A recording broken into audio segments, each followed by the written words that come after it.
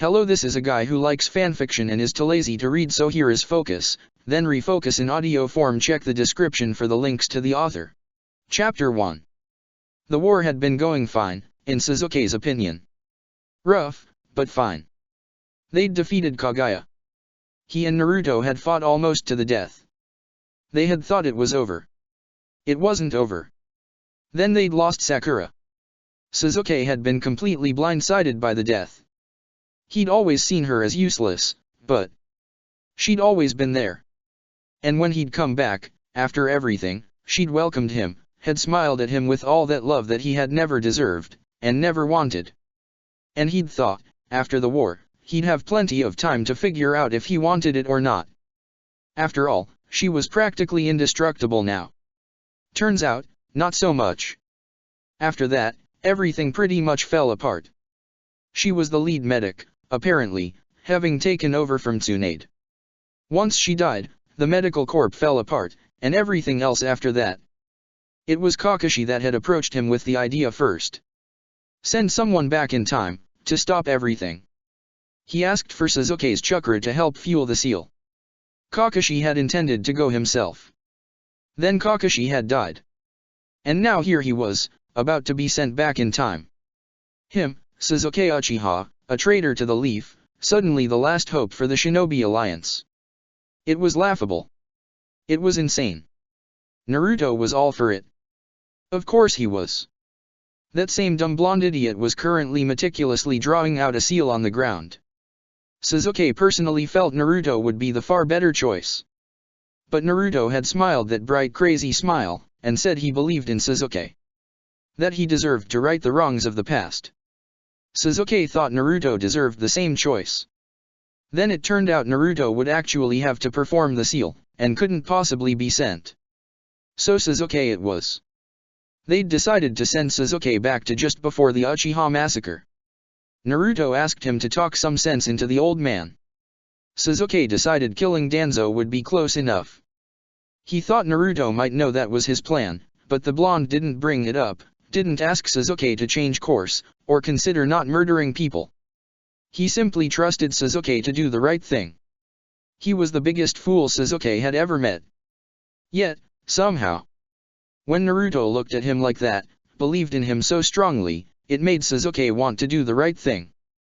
And after losing Sakura and Kakashi so brutally, Sasuke had quickly found that all the anger he'd been brewing his whole life was just gone.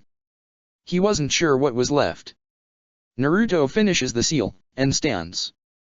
He offers Sasuke a sad smile, the saddest Sasuke has ever seen. He sort of hates it. He asks Sasuke to never forget him, tells him that he'll always believe in him. And that he's sorry he can't go with him. Sasuke only manages to say HN.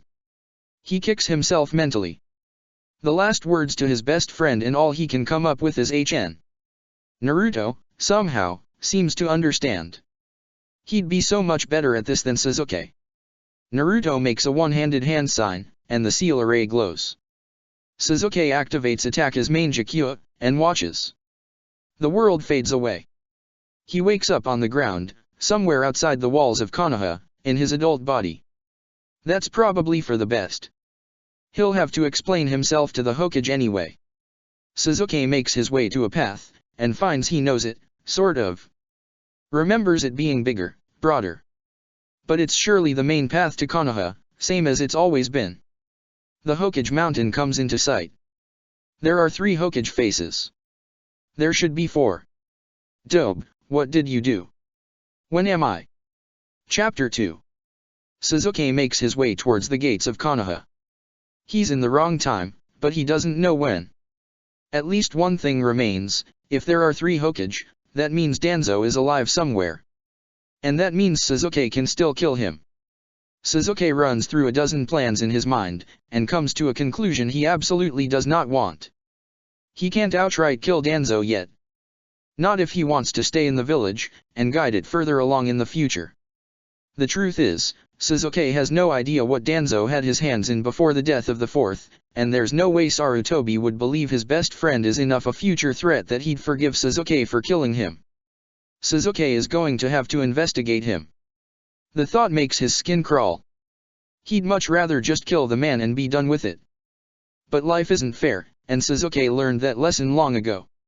As the gates come into sight, Sasuke realizes he's going to have to find some kind of reason to be in the past. At least one he can give Sarutobi, that he'll believe, and let Sasuke start investigating Danzo. He'd better keep his eyes open. One way or another, Sasuke is going to kill Danzo. But he can be patient. He can wait. The gate guards are not ninja that Sasuke recognizes, and they don't look any older than Genin, honestly. Sasuke wonders briefly if they're in a war, if he's dropped dead into the middle of wartime. He supposes it doesn't really matter either way, proving himself in a war couldn't be that difficult. The Genin are easily manipulated into allowing him into the village. He simply shows them his headband, which is Naruto's, actually, and they wave him through with no other identification whatsoever. That's a little dangerous. Even with his hair long enough to cover the Rinnegan, that's definitely a security risk. Walking slowly, taking the village in, Sasuke walks in the general direction of the Hokage Tower. The village is both smaller and bigger than he remembers, if that's possible. There's less development, but a lot more ninja. That tells him he's in the time before Sarutobi invested heavily in a peaceful village, civilians included. He finds nothing else of interest, and before he knows it, he's at the foot of the Hokage Tower. He pauses for just a moment, looking up at it. What on earth is he going to say? At precisely that moment, something small and incredibly fast knocks into Sasuke's legs. Out of reflex, he grabs and hoists the offender into the air. It's a small, white-haired, masked child who's clearly been crying and trying to hide it. Kakashi. Well, that narrows the timeline a bit more. Sasuke notes the headband on the child, who's now struggling to get out of his grip, panic in his eyes. Sasuke doesn't let go, instead staring bemusedly at his child former sensei. Where are you going in such a hurry? Even a genin should have enough self-awareness to not run into someone who's standing still. Either Kakashi isn't as much of a genius as Sasuke has been told, or something else is going on. Said child is now staring at Sasuke with a death glare, even as his eyes slightly water again. I have to see the Hokage, so put me down. Sasuke sets him down, but doesn't completely let go of his collar. He could tell Kakashi he's going to see the Hokage too, but he thinks better of it and simply releases him. Kakashi sprints into the tower like hell itself is on his heels. Sasuke follows behind, at a much slower pace. There's no receptionist, no one to stop Sasuke from simply walking up the stairs towards the office. Fortunately they do at least have two Ambu guarding the door to the Hokage's office. Sasuke was beginning to think security was non-existent. He rounds the corner just in time to hear Kakashi enter the office and immediately burst out with, "The White Fang is dead." The door swings closed, and the Ambu turn their attention to Sasuke, but Sasuke's mind is racing. If the White Fang killed himself today, that means the Third Great Ninja War either just started or is about to start. Sasuke suddenly wishes he'd paid just a little more attention during Iruka-sensei's history lessons. He calmly tells the Ambu he would like an audience with the Hokage, and then ignores them in favor of thinking things through. Unbidden, a memory comes to mind, and Sasuke recalls his first fight with Naruto, Chidori vs Raiznan, on the hospital roof. Sasuke had felt so far behind then, so far from reaching his goal. He realizes now he was being manipulated by Itachi so that Sasuke would kill him, but Sasuke remembers the despair he'd felt at his brother's hands, taken out on Naruto. He'd run, afterwards, to where, he hadn't known yet. And Kakashi had stopped him. Sasuke had threatened to kill everyone Kakashi loved, so he would know what it felt like to be Sasuke. Kakashi had simply smiled. A bitter, terrible smile that had made even his youngest, angriest self stop for a moment. And Kakashi had told him that everyone he loved was already dead. He'd told Sasuke that revenge wasn't the answer. That it was empty, and hadn't taken away the pain. Sasuke hadn't believed him at the time. It had turned out to be true. Sasuke remembers just how hard Kakashi had tried to get through to him. Looking back, it was the desperation of someone who knew exactly what would happen. And now, Sasuke knows more than Kakashi ever did, what will happen, and it's his turn to try and stop it. He supposes if he was Naruto he would be elated, happy to have the ability to befriend people, and save friends. If he was Sakura, well, he wasn't sure what Sakura would do, but she'd probably take this on with single-minded determination. Itaka probably would take on any task like a perfect mission to complete. As for Sasuke, well, Sasuke simply sighs, and curses Naruto for what he's sure won't be the last time, for sending him, of all people. The Umbu opened the door, and little Kakashi walks out with his back ramrod straight, his eyes red but determinedly not crying. He doesn't spare Sasuke a second look. The Umbu motion for Sasuke to enter, and even though Sasuke thinks they're out of their minds to let him in without checking any identification, he does so. The third Hokage already looks old, though not quite so old as Sasuke remembers him. He looks lost in thought, but when he spots Sasuke, he stiffens slightly, as if ready to battle. Good, at least someone has some sense in the village. And who might you be? Sasuke has never been one for mincing words. My name is Sasuke Uchiha. I'm from the future. Hiruzen sighs as if that's not even the craziest thing he's heard this morning. He is no less tense. Sasuke respects him for that. Would you be willing to prove this claim? Sasuke considers. He could ask for a Yamanaka, but they'd root through all of his memories without remorse, and Sasuke isn't sure he wants everyone to know everything. Especially not yet. Hiruzen won't take kindly to him if he realizes Sasuke's deepest wish is to murder Danzo. Do you object to being put under a genjutsu? The Hokage across from him tenses further. Sasuke makes an awkward attempt at trying to sound less aggressive. With guards present, of course. Although, perhaps not the two outside this door. They asked far fewer questions than they should have. Hiruzen relaxes slightly, but the guarded stance doesn't leave him. He signals, and the two guards from the doors enter. This traveler is here to send a message, through genjutsu. Guard me, and monitor his chakra. Sasuke is absolutely dumbfounded that the Hokage is willing to let himself be put under a genjutsu. Maybe he doesn't believe Sasuke is really an Uchiha, or maybe the allure of knowing the future is worth the risk of Sasuke potentially killing him. Either way, he is underestimating Sasuke enormously.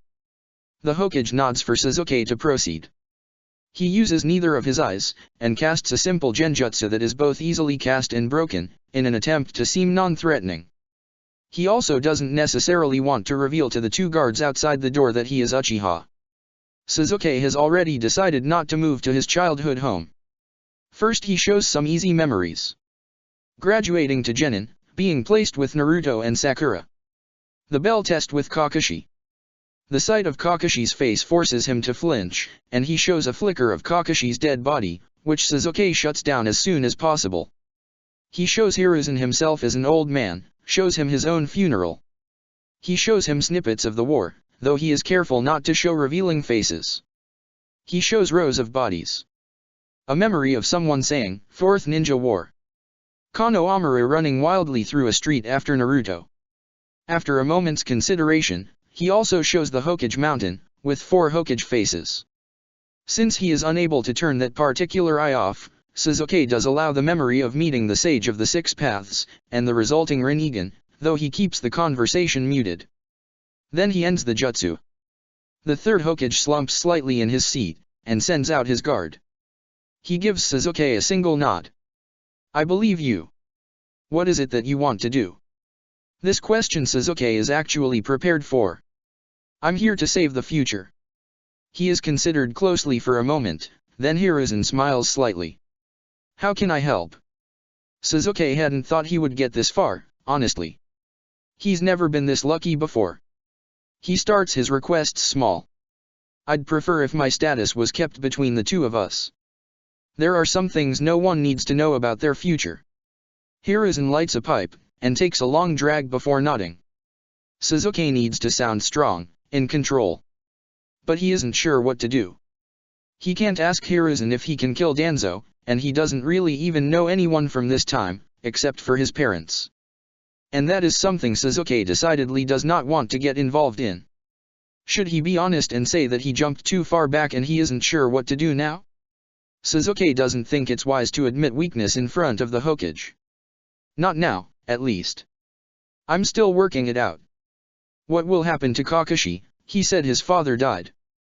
The sorrow on Hiruzen's face is real, but there's also a trace of something else that looks suspiciously to Sasuke like guilt. He instantly goes on alert. Yes, that is very unfortunate to be orphaned at such an age. As a genin, he is legally considered an adult, so he will continue to live in his home, or an apartment if he prefers. Sasuke pauses. He didn't look any older than 5 years old. Hiruzen nods. He recently turned 6, if I remember correctly. Sakumo was so proud of him. I'm sorry it came to this. Sakumo was a valued shinobi. Sasuke remembers living in the Uchiha compound, all alone, in a blood-stained reminder of everything he ever lost. He remembers living in an empty house, haunted by ghosts. He remembers the bloodstains that never fully washed out of the streets, the mats, the floors. He remembers being painfully alone. He sighs. No one is looking out for him. Hiruzen smiles a small, almost secret smile. Are you offering, Sasuke? Sasuke imagines his reaction if a strange adult had just started telling him what to do, or tried to move in with him, parent him. He would have been furious. He would have raged. He had needed it desperately. I suppose I am. Pulling out some paper, Hiruzen writes a quick note, and stamps it. It's agreed then. You are a long-term infiltrator who just returned home. You will be reinstated as Jounin immediately, after a mandatory rest period. The pause here lets Sasuke know this rest period is actually a probationary period and Hiruzen is planning to keep an eye on him. Sasuke supposes that's fine. And you are to be given protective detail over Kakashi Hatake, effective immediately, to be terminated at your request or when I deem fit. Are you prepared to serve your village again, Sasuke? Sasuke nods. I am. I also understand there is a war about to happen. If there are particular missions I feel I need to be involved in, I will keep you informed.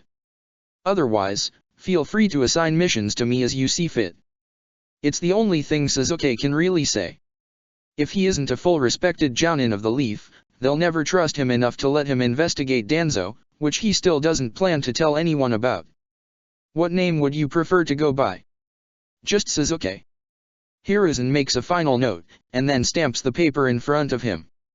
It is done. You should probably go introduce yourself to your new charge. I will warn you, he may not take your presence exceptionally well. Sasuke sighs, imagining it. I'm well aware. Well, here goes nothing. Or, rather, here goes everything. Sasuke hopes he's making the right choice. Chapter 3. Little Kakashi hates Sasuke. After the third impromptu interrogation and a trip to the Hokage's office, Kakashi finally realized that Sasuke was here to stay. He'd taken it with all the grace an angry toddler who happens to be trained to use sharp weapons could have.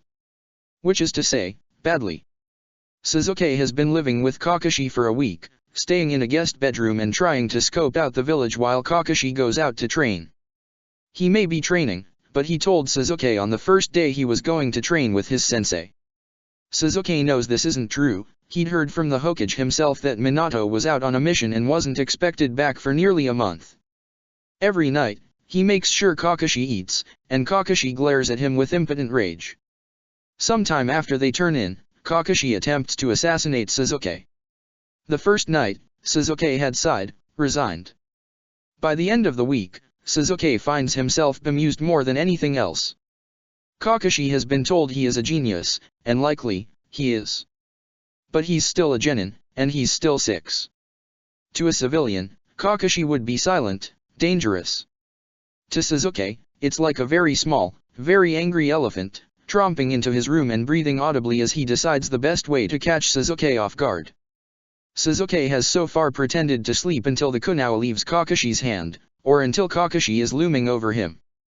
Tonight, he decides to mess with Kakashi just a little bit. Kakashi enters the room, and pauses. Without opening his eyes, Sasuke says evenly, "Good try." A muffled curse, and Kakashi flees the room. Unlike other nights, Kakashi tries again. 3 hours later, Sasuke wakes to the sound of a kunai whistling through the air. He plucks it out of the air, redirects it back at the door, and waits. Kakashi takes a running leap, a second kunao in hand. Suzuki kicks him neatly through the open doorway, again without even opening his eyes. Killing intent drips into the room, and if Suzuki was the sort of person who laughed, he would have laughed then. The killing intent is weak, pathetic even. But as he lays and thinks it over, Suzuki decides he's going to have a conversation with Kakashi tomorrow, whether he likes it or not. Suzuki could care less about the assassination attempts. It's not hard to repel a genin, and Suzuki has run on far less sleep than this. But if he is to help Kakashi in any way, they are eventually going to have to some kind of truce. The next morning Suzuki makes rice, and serves them both a bowl. Until this morning, Suzuki has not brought up any of the assassination attempts, and neither has Kakashi. Kakashi, we are going to have to reach a ceasefire here. Kakashi's sleepy, bored face instantly transforms into rage. You think you're so great, but you aren't. If I kill you, I don't have to listen to anything you say. Suzuki cocks his head in agreement. You aren't doing so well on that front so far. Kakashi slams his hand down on the table, jarring the table. Suzuki catches his falling teacup with his hand, not spilling even a drop of tea, as calm and collected as ever. I hate you. You think you can be my father? Well, I hated him too. He betrayed the village, and broke the ninja rules. Suzuki knows from meeting a much older Kakashi that this isn't even remotely his actual feelings on the subject.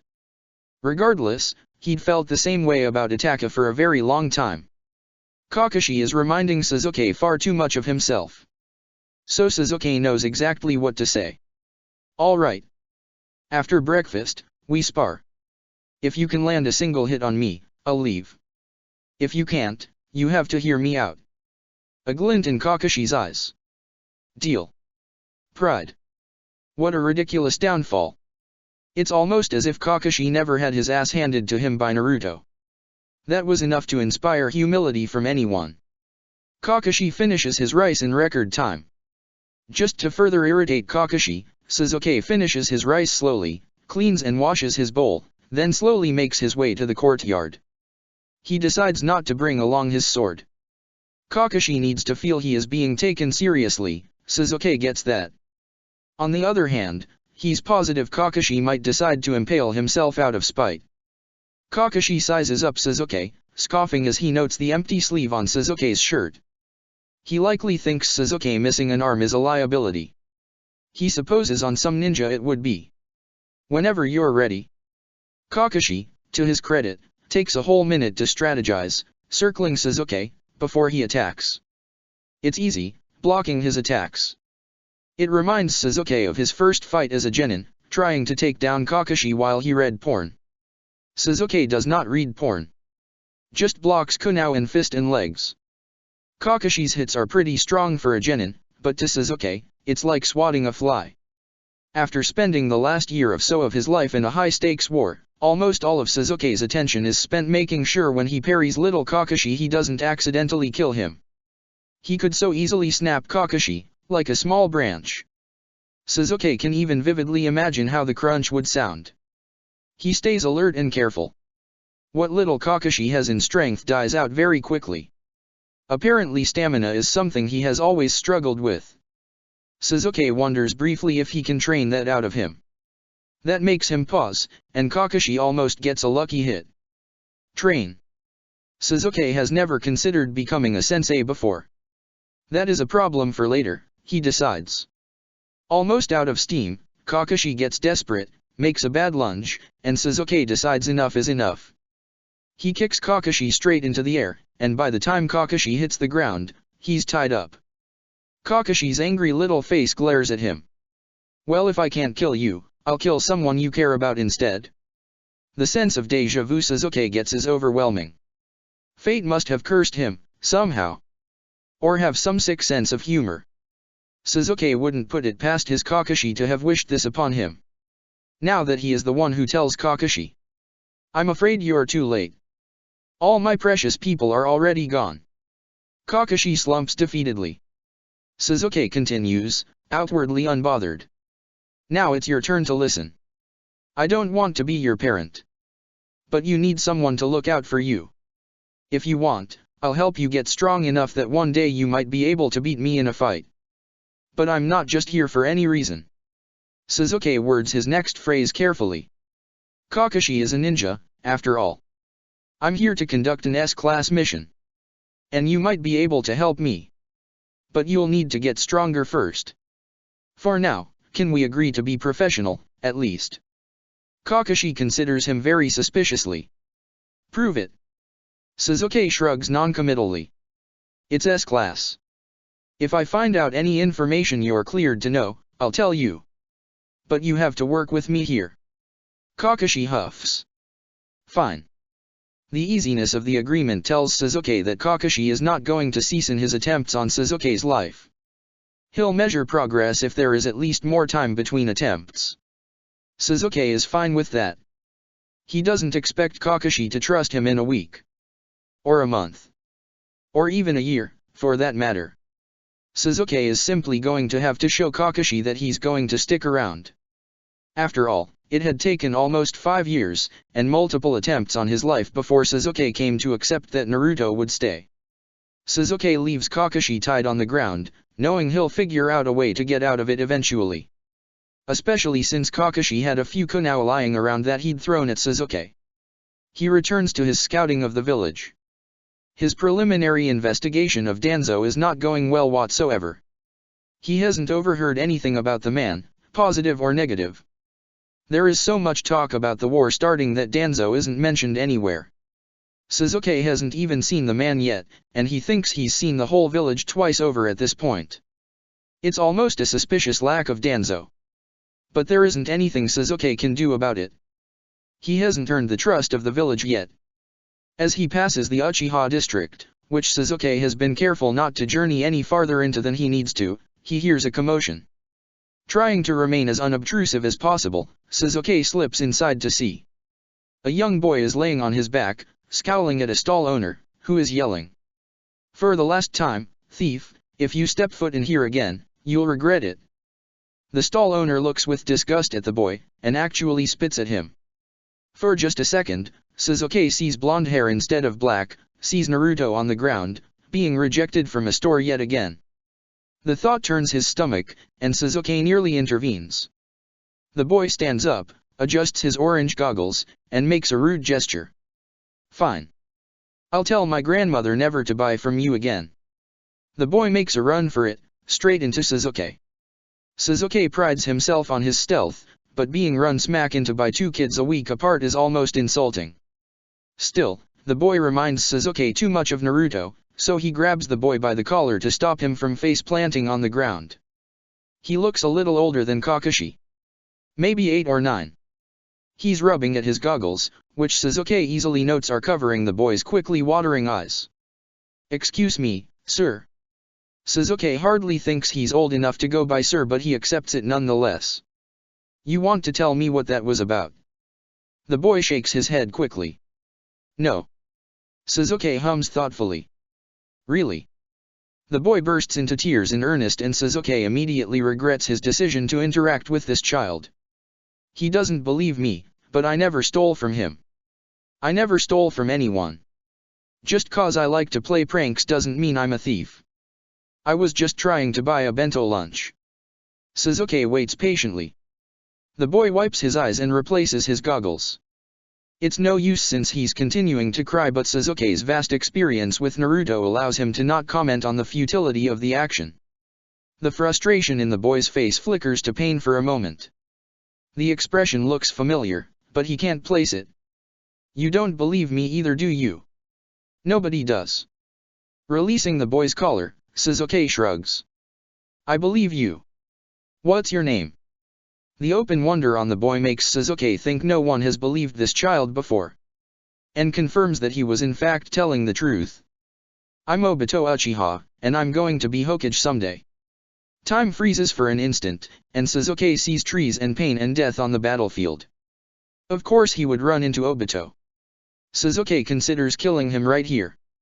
Then Sasuke looks at his young face, looking back at him like he's surprised Sasuke even bothered to give him the time of day. He sees Naruto in that expression, and realizes he's already lost the fight. He can't kill Obito. Not with the kid looking at him like that. Sasuke realizes it's been too long since he's spoken. Are you, in the academy? Obito bounces excitedly on his toes, tears forgotten. Sasuke is more relieved than he'd prefer. Oh yeah. I'm gonna be a genin soon, the test is next month, I'll be the strongest ninja in the village, just you wait and see. The boy smiles at him with an intensely false bravado. Sasuke looks at the sun in the sky briefly, then back at Obito, in his orange goggles. Isn't it a school day? Obito's eyes widen, and he gasps. Oh no. I'm going to be late. My sensei is going to kill me. Sorry sir. And he books it, dust flying in his wake. Sasuke sighs and wanders over to the stall Obito was kicked out of. There has to be some kind of story about this. And whatever stories this village has, for important future players like this, Sasuke feels that he needs to hear them. The owner is sweeping out his storefront when Sasuke approaches. He quietly pockets his headband and decides to play dumb. That was quite a commotion earlier. The store owner, clearly Uchiha, huffs out a breath. Yeah. Damn kid is always running around, pulling pranks and stealing. A disgrace to the Uchiha. Sasuke widens his eyes, feigning shock. Really? And no one stops him. The owner leans in conspiratorially. The kid hasn't got any good parents to discipline him. Lives with his grandmother, you know. Sasuke nods knowingly. Died, did they? Feeling secure in the fact Sasuke is on his side, the man scoffs. Mother did. Father, well. She didn't exactly tell anyone who he was. Rumor is he's a bastard, not even full Uchiha. Disgraceful. That was quite the rumor, and explained a lot about Obito's treatment. The Uchiha were. He reminds himself. Extremely traditional. Even birthing a child outside of a marriage would be enough to get the child and mother all but shunned in the district. Sasuke has seen the power of Obito's Mangekyou, and seriously doubts he's a bastard Uchiha. More than likely the mother refused to reveal the father to protect him from the punishment that would have surely ensued. Sasuke hns agreeably, and takes a look around the small shop. He spots the bentos Obito must have been looking for, and purchases one so that the shop owner doesn't get suspicious. Thanking the man, he makes his way out of the district before slipping his headband back on. This day had already yielded more information than any Sasuke had yet. He knew now that Obito, and if he recalled correctly, Rin, would graduate around the time Minato returned. Around that same time, Kakashi would be promoted to Chunin, and they would all be placed on Team Minato. It's not a lot to go on, but it is something. Having some idea of what was going to happen could only help Sasuke. Now what he really needs is for Sarutobi to trust him enough to send him on a mission or two, so Sasuke can discreetly ask questions he couldn't by just observing. For that, he'll just have to wait. Sasuke takes a moment to consider where the rest of the morning, and then afternoon of wandering will take him before he returns home to a likely unhappy Kakashi. As he walks, he remembers he has something in his hand, and looks down at the bento. Sasuke doesn't necessarily need it. But he'd had to buy something to ensure the shop owner would write him off as a simple customer. If a bento just happened to appear on Obito's desk while the class was training in taijutsu, well, Sasuke certainly doesn't know anything about it. Chapter 4. By the time Sasuke has spent a full month in the past, things are starting to take shape.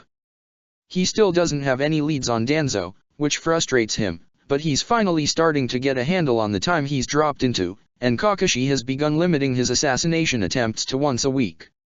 Since running into a young Obito, Sasuke has learned a lot. Mostly from Obito, but Sasuke tries not to dwell on the fact his primary informant is only 9 years old, and until 2 weeks ago couldn't throw a kunao straight. He wouldn't have interacted with the child again at all, except for one thing Sasuke had never anticipated. He'd ended up lonely. Sasuke hates admitting it, even to himself. He'd never needed anyone, even as a child. He'd been more than happy to be a lone wolf, dependent on no one, letting no one close. But then, he'd had his rage to keep him company. Every single night, he'd burned against Itachi, and later, Konoha itself. With all of that rage gone, Sasuke had found himself shockingly empty. In the future, he'd filled it by running from death, and fighting alongside Naruto and Kakashi. But then, he'd made it here to the past. And all the distractions Sasuke had ever had were stripped away. And he'd just felt empty. After realizing it, Sasuke had wandered the streets for a day or two, listless. He'd like to say he had been keeping watch, but the truth is, Sasuke felt stuck. And purposeless. How completely embarrassing was it that the most exciting part of the day was waiting to see if your ward was going to attempt to murder you. It was that day he ran into Obito again. He was throwing kunai at a target, and missing one after the other. It was honestly pathetic. It pained Sasuke a little bit to know this was the standard for a graduate. But with the third ninja war being declared any day, any kid that could hold a kunai and follow an order would be thrown on a genin team and then onto the battlefield. With a lack of anything else to do, Sasuke had wandered over, and watched for a moment. Obito had noticed him eventually. His small face had lit up at the sight of Sasuke, and something about being noticed relieved something tight in Sasuke's chest, though he'd never admit it. He'd offered to help Obito with his stance. The boy had accepted with the kind of eagerness only an ignored and excitable child could have. While Obito practiced, he talked. On and on, prattling about anything and everything. Sasuke had asked where the Sannin were, after adjusting Obito's wrist motion for the third time. And Sasuke learned that Lady Tsunade had left the village only last year, upon the death of her fiancé and brother in short order. Jiraiya had followed shortly after, and Obito talked at length about how the prevailing rumor was that he'd gone after Lady Tsunade, that he'd secretly loved her all his life. Sasuke thinks it's far more likely that Sarutobi had started him as a spy, but he refrains from saying so. Orochimaru was still in the village, but, as Obito had put it, he's creepy and no one likes him. Sasuke has yet to run into him yet. He isn't sure he wants to, really. By the end of the afternoon, Obito was hitting the target in the center about 8 out of every 10, and hitting the target itself every single time. Obito had glowed with pride, and Sasuke had a lot of information to chew on, so he'd gone home. On the way there, he'd learned what Kakashi's training regimen consisted of. He saw Kakashi doing a D rank. He couldn't hide his smirk, so he stayed out of sight as he saw Kakashi painting a fence, looking about as bored and angry as any genin. He followed Kakashi to the mission's office, waited until Kakashi turned in his mission report, and left. Sasuke approached the desk, and asked the Chunin working it about Kakashi, only to learn that Kakashi was currently close to setting the record for most D ranks in a single year. The Chunin confided to Sasuke that the Hokage had told Kakashi he couldn't leave the village on C ranks when Minato was gone unless he either passed the Chunin exams, or passed a certain threshold of D ranks. Sasuke huffs with amusement when the Chunin shows him Kakashi's record. 4 C ranks, undoubtedly with Minato, and 372 D ranks, probably by himself. Sasuke has no idea what the arbitrary number of D ranks Kakashi has been told to do is, but the kid has got to be close. Sasuke hadn't tried to be all that stealthy, so he isn't surprised that Kakashi sets a trap underneath Sasuke's bed filled with poisoned senbon the very same night. Sasuke simply releases it, makes a note on the seal on how to hide it better, and slips it under Kakashi's door. And so it goes for the next couple of weeks. Kakashi tries to kill Sasuke, Sasuke gives some advice on how to do it better, and Kakashi attempts to better himself before he tries again. Kakashi goes off to D ranks, Sasuke roams the village looking for anything that might help him. Every couple days, after the academy lets out, Sasuke happens to run into Obito, and Sasuke helps him train in return for information. Not that Obito knows that, of course. At the end of the month, Kakashi has learned how to make a seal invisible on the ground, even if he can't hide the chakra signature yet, which poisons not to use in food, they smell strongly, and how to regulate his breathing, a little. Obito has learned how to throw a kunai accurately, the Academy 3 jutsu with a high success rate, and is somewhat proficient in the Academy style of taijutsu. For his part, Sasuke has learned that Rin is the prettiest and most wonderful girl in the world, not helpful, that Sarutobi has tried and failed to retire once already, all his potential successors died, which piques Sasuke's interest immensely, not that Obito knows any more than that, the names of every cool jounin, and that the young Uchiha head Fugaku had recently gotten engaged to a very pretty lady named Mikoto. Soon after, Minato shows up for breakfast. Sasuke is not terribly surprised. Kakashi is, especially when Minato excitedly tells Kakashi that he had a genin team now. Kakashi looks like he'd rather die than have 2 more teammates. Sasuke tries to turn an amused huff into a cough. Badly, if the way Kakashi glares at him had anything to say about it. Minato smiles in amusement at him, and his smile is so bright it's almost like sunshine, and there is a little piece of Sasuke that aches, too close to one he was missing. Minato sent Kakashi off to do some training, promising to bring his 2 new teammates along soon, and asks Sasuke if he would walk with him to the academy. Sasuke agrees amicably, and they start off. They've barely left the house when Minato starts talking. "So I hear you've taken on Kakashi as a ward." Sasuke nods.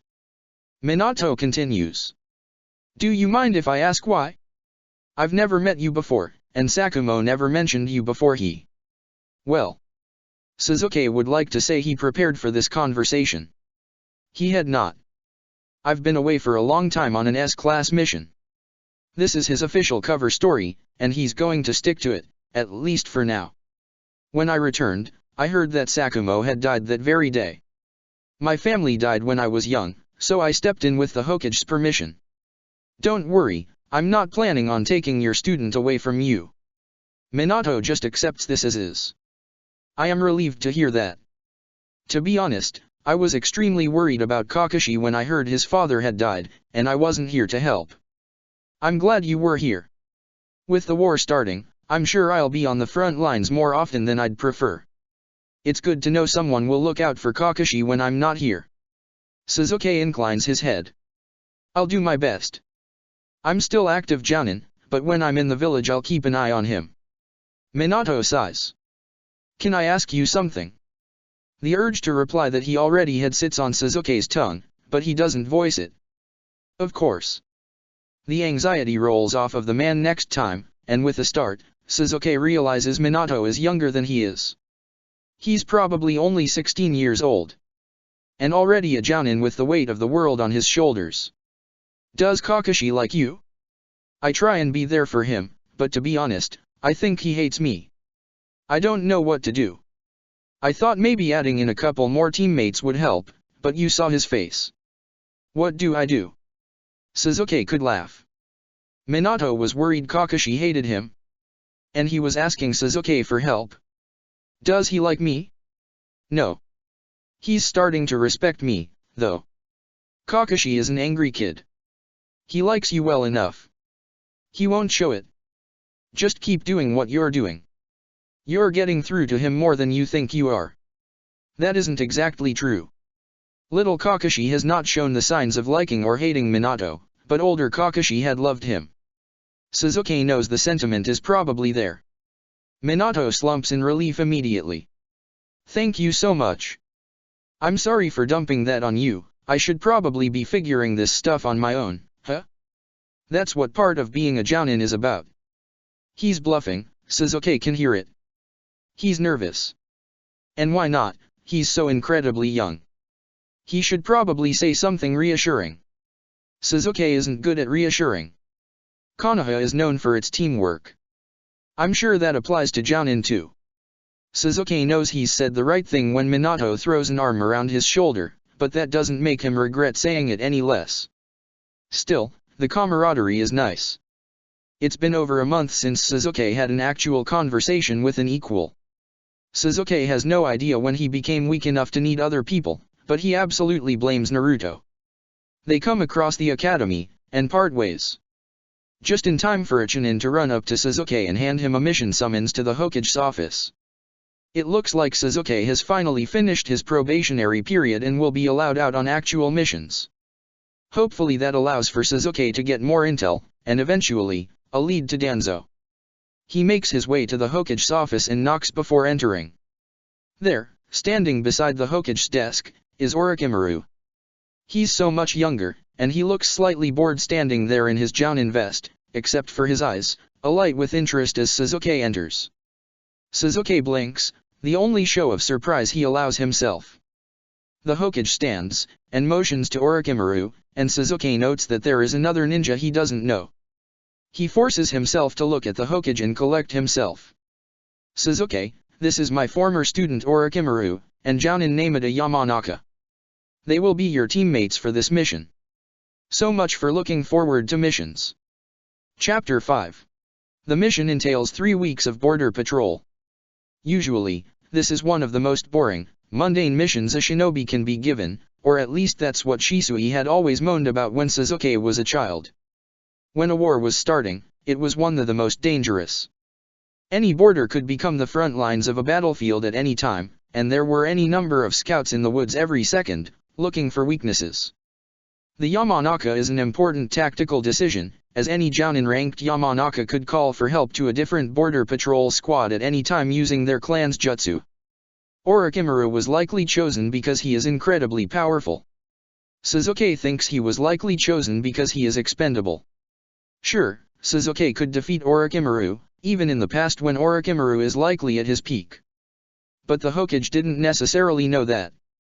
Sasuke was fine with that thought. What he hadn't been fine with was Orochimaru. Or so he thought. A little over halfway into the mission, and Sasuke is absolutely thrown by the Orochimaru he's seeing. He'd expected snide comments, evil eyes flashing Sasuke's way. The overwhelming wrongness of being in the presence of someone who wants to eat you alive.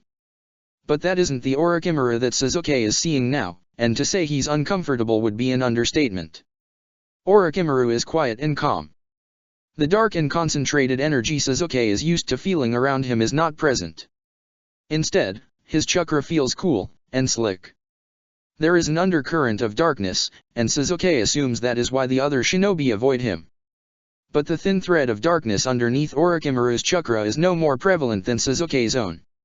Even Niji Hyuga had a stronger feel of it, when Sasuke had known him, and the man had died honorably in service to Konoha. Sasuke's discomfort is nothing compared to the Yamanaka's disdain. She outright refuses to speak to Orochimaru, even though he's officially the leader for the mission. She follows his orders to the letter but seethes the entire time. She may think she's being reserved about it, but she is anything but. Sasuke isn't much for talking, and never has been, and Orochimaru seems to prefer silence as well, only speaking when necessary. Which makes meals unenjoyable, to say the least. The Yamanaka talks to Sasuke neutrally, but with interest, which is expected since Sasuke literally dropped onto the scene a month ago, already a realized Jounin. She outright ignores Orochimaru.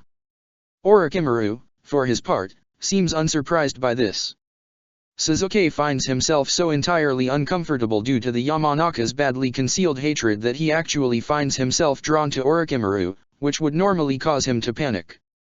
Somehow, knowing he could absolutely take Orochimaru down in a fight helps. The young him, the one traumatized by Orochimaru, was powerless in front of him. The person Sasuke is now could easily warp Orochimaru into the Kamui dimension and then just leave him there, especially because this Orochimaru has no idea such a jutsu even exists. It's oddly comforting. So, at night, Sasuke sits next to Orochimaru, not starting conversation but not particularly threatened by him either. They take down a couple of scouts across the first 2 weeks with a fair amount of ease. Killing 1 or 2 scouts is no large feat for their border patrol, and they dutifully fill out reports to send along with Orochimaru's snake summons to inform the Hokage of the number of scouts, the locations, and their affiliated nation. Of course, just like every other operation Sasuke has ever been on, things go badly. Just 5 days before they are due to report back to the village, they are ambushed in the night. Unlike a fight with 1 or 2 foreign scouts, usually Jounin level, Sasuke finds himself in an all-out fight with no less than 8 high-leveled Jounin. Even worse, they clearly know how to work together. Sasuke has no doubt that this team has trained together to specifically pick off border patrol squads like the one Sasuke is on now. Orochimaru clearly agrees, because he sends a snake off to report immediately upon the trap being sprung. They must have been watching them for a while, because they attack while the Yamanaka is on guard. While she is a fine Jounin, and about the strongest Yamanaka Sasuke has ever worked with, compared to him and Orochimaru. Well, she's definitely the weak link. She gives them about 5 seconds of warning. Just enough for Sasuke to open his eyes and leap from his bedroll before the first jutsu is on them. Sasuke is at a slight disadvantage, because he doesn't want to reveal his Sharingan, maybe ever. And he is still wary enough of Orochimaru to not want to show off what his Rinnegan can do just yet, though he's sure Orochimaru has noticed it. He's too observant not to have done so. So it comes down to Sasuke with his sword, and a small arsenal of jutsu that won't accidentally fry teammates he isn't used to working with. Earth spikes, because of course IWA hadn't just been sending a scout here or there. They've sent a full-on assassination squad. Sasuke dodges and tries to shake the sleep from his eyes. Knowing he won't be able to fight one-on-one, Sasuke falls back to where the Yamanaka is fighting, and Orochimaru does the same.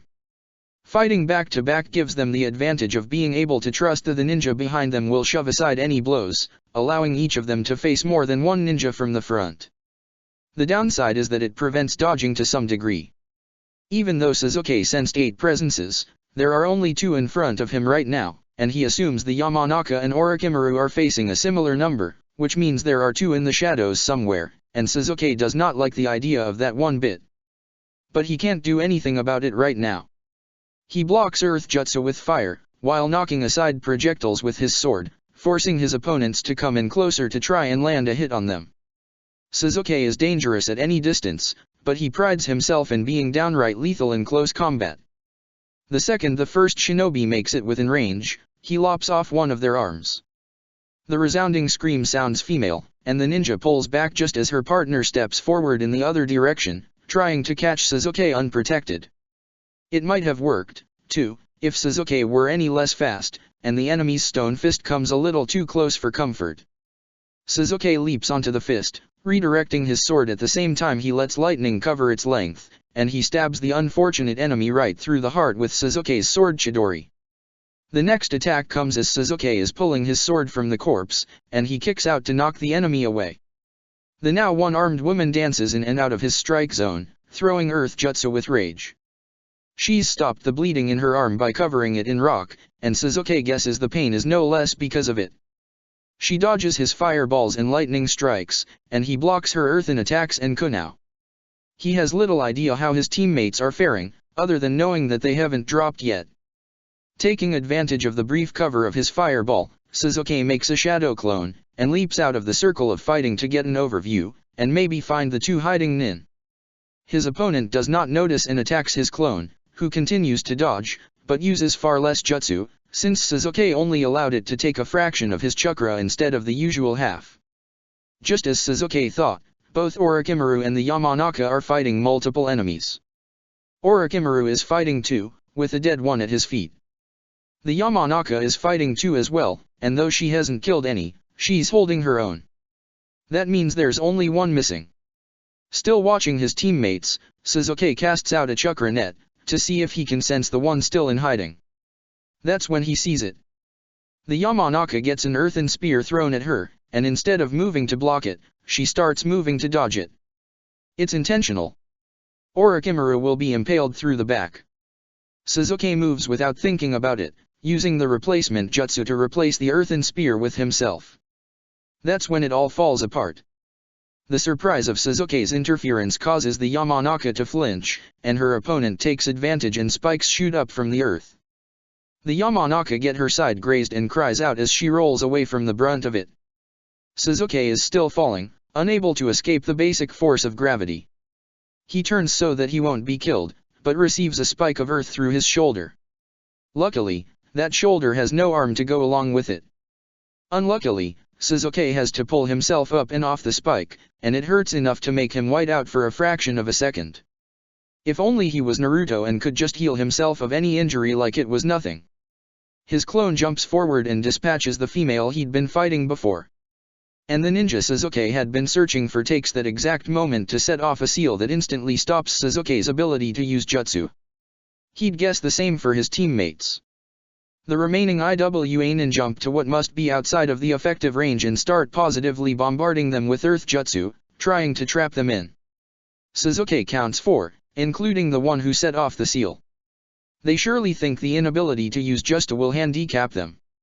But Sasuke isn't considered the second coming of the Sun for nothing, and he's fighting alongside a founding member of the original. They made a fatal mistake in separating themselves.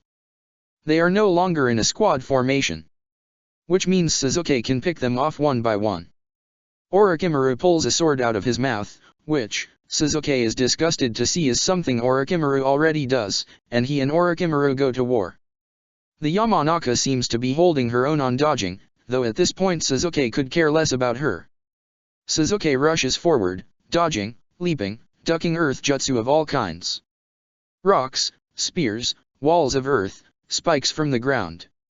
It's nothing in Sasuke's narrowed focus. He springs off one rock after the other, in dogged pursuit of the casters. He leaps high into the air and exits the sealed perimeter, coming down sword first, decapitating the first ninja. He then pivots and body flickers to the second, slicing them entirely in half. The jutsu all break, and Sasuke looks around to see there isn't anyone left standing, save for his squad. Looking himself over, Sasuke finds that he has a ragged, freely bleeding hole in his shoulder, and some minor cuts and scrapes from the shards of rock. For a moment, Sasuke misses Sakura. He thinks back somewhat fondly of her healing jutsu, warm and soothing. He refuses to remember what she looked like dying in his arms, or what had been left of her. He must have zoned out for a second, because the next time he opens his eyes, the Yamanaka is at his side, as is Orochimaru. The girl looks pained, clutching her side where she'd been scraped, and Sasuke notes that she's favoring her right leg, which looks like all the skin has been ripped off. Sasuke doesn't feel all that sorry for her. Orochimaru's stare is so hard Sasuke can almost imagine another hole being bored through him. The blood loss causes Sasuke to feel a bit dizzy, so he drops to a knee, and starts fumbling for a bandage. Kami, he misses Sakura. Orochimaru approaches him smoothly, and only because Sasuke knows future him extremely well does he notice that Orochimaru is hesitating slightly. The Snake Sunin opens his hands non-threateningly, in a motion of help, and Sasuke nods, accepting it. It's quickly becoming obvious to him he isn't going to be conscious much longer unless he stops the bleeding. Orochimaru's hands glow green, which startles Sasuke enough he actually jumps slightly. When the Sunin touches Sasuke's shoulder, he feels it start to knit together instantly. It's not quite as smooth, or as soothing as Sakura. But right now, it's saving Sasuke's life, so he's not one to complain. Sasuke digs around in his pack for a blood-replenishing pill and a painkiller, and he swallows both dry. After a few moments, the world is no longer spinning, and Orochimaru removes his hands. The hole has healed, filled in and skin smooth, as if nothing had ever happened to it. Sasuke is still sore, but he thinks the ability to take all soreness and pain away was probably just a Sakura thing. Orochimaru watches him roll his shoulder experimentally. "I didn't know you could heal," Sasuke says stupidly. He isn't supposed to know Orochimaru at all in this timeline, of course he isn't supposed to know the man could heal. Sasuke decides to blame the blood loss. Orochimaru inclines his head, his golden eyes glowing in the dark. "Tsunade insisted we all at least attempt to learn. I confess my control isn't quite on that level, but I am proficient enough. More than proficient." Sasuke has only ever had better healing from Sakura and Tsunade themselves. He can't believe he's never seen Orochimaru do this before. But he saw the flinch when Orochimaru mentioned Tsunade, and he wonders if Orochimaru had hidden that part of himself away. The parts of him that connected him to his team. "Thank you." And Sasuke is grateful. He probably could have bandaged himself well enough that he wouldn't bleed out on the run home, provided he consumed enough blood replenishers.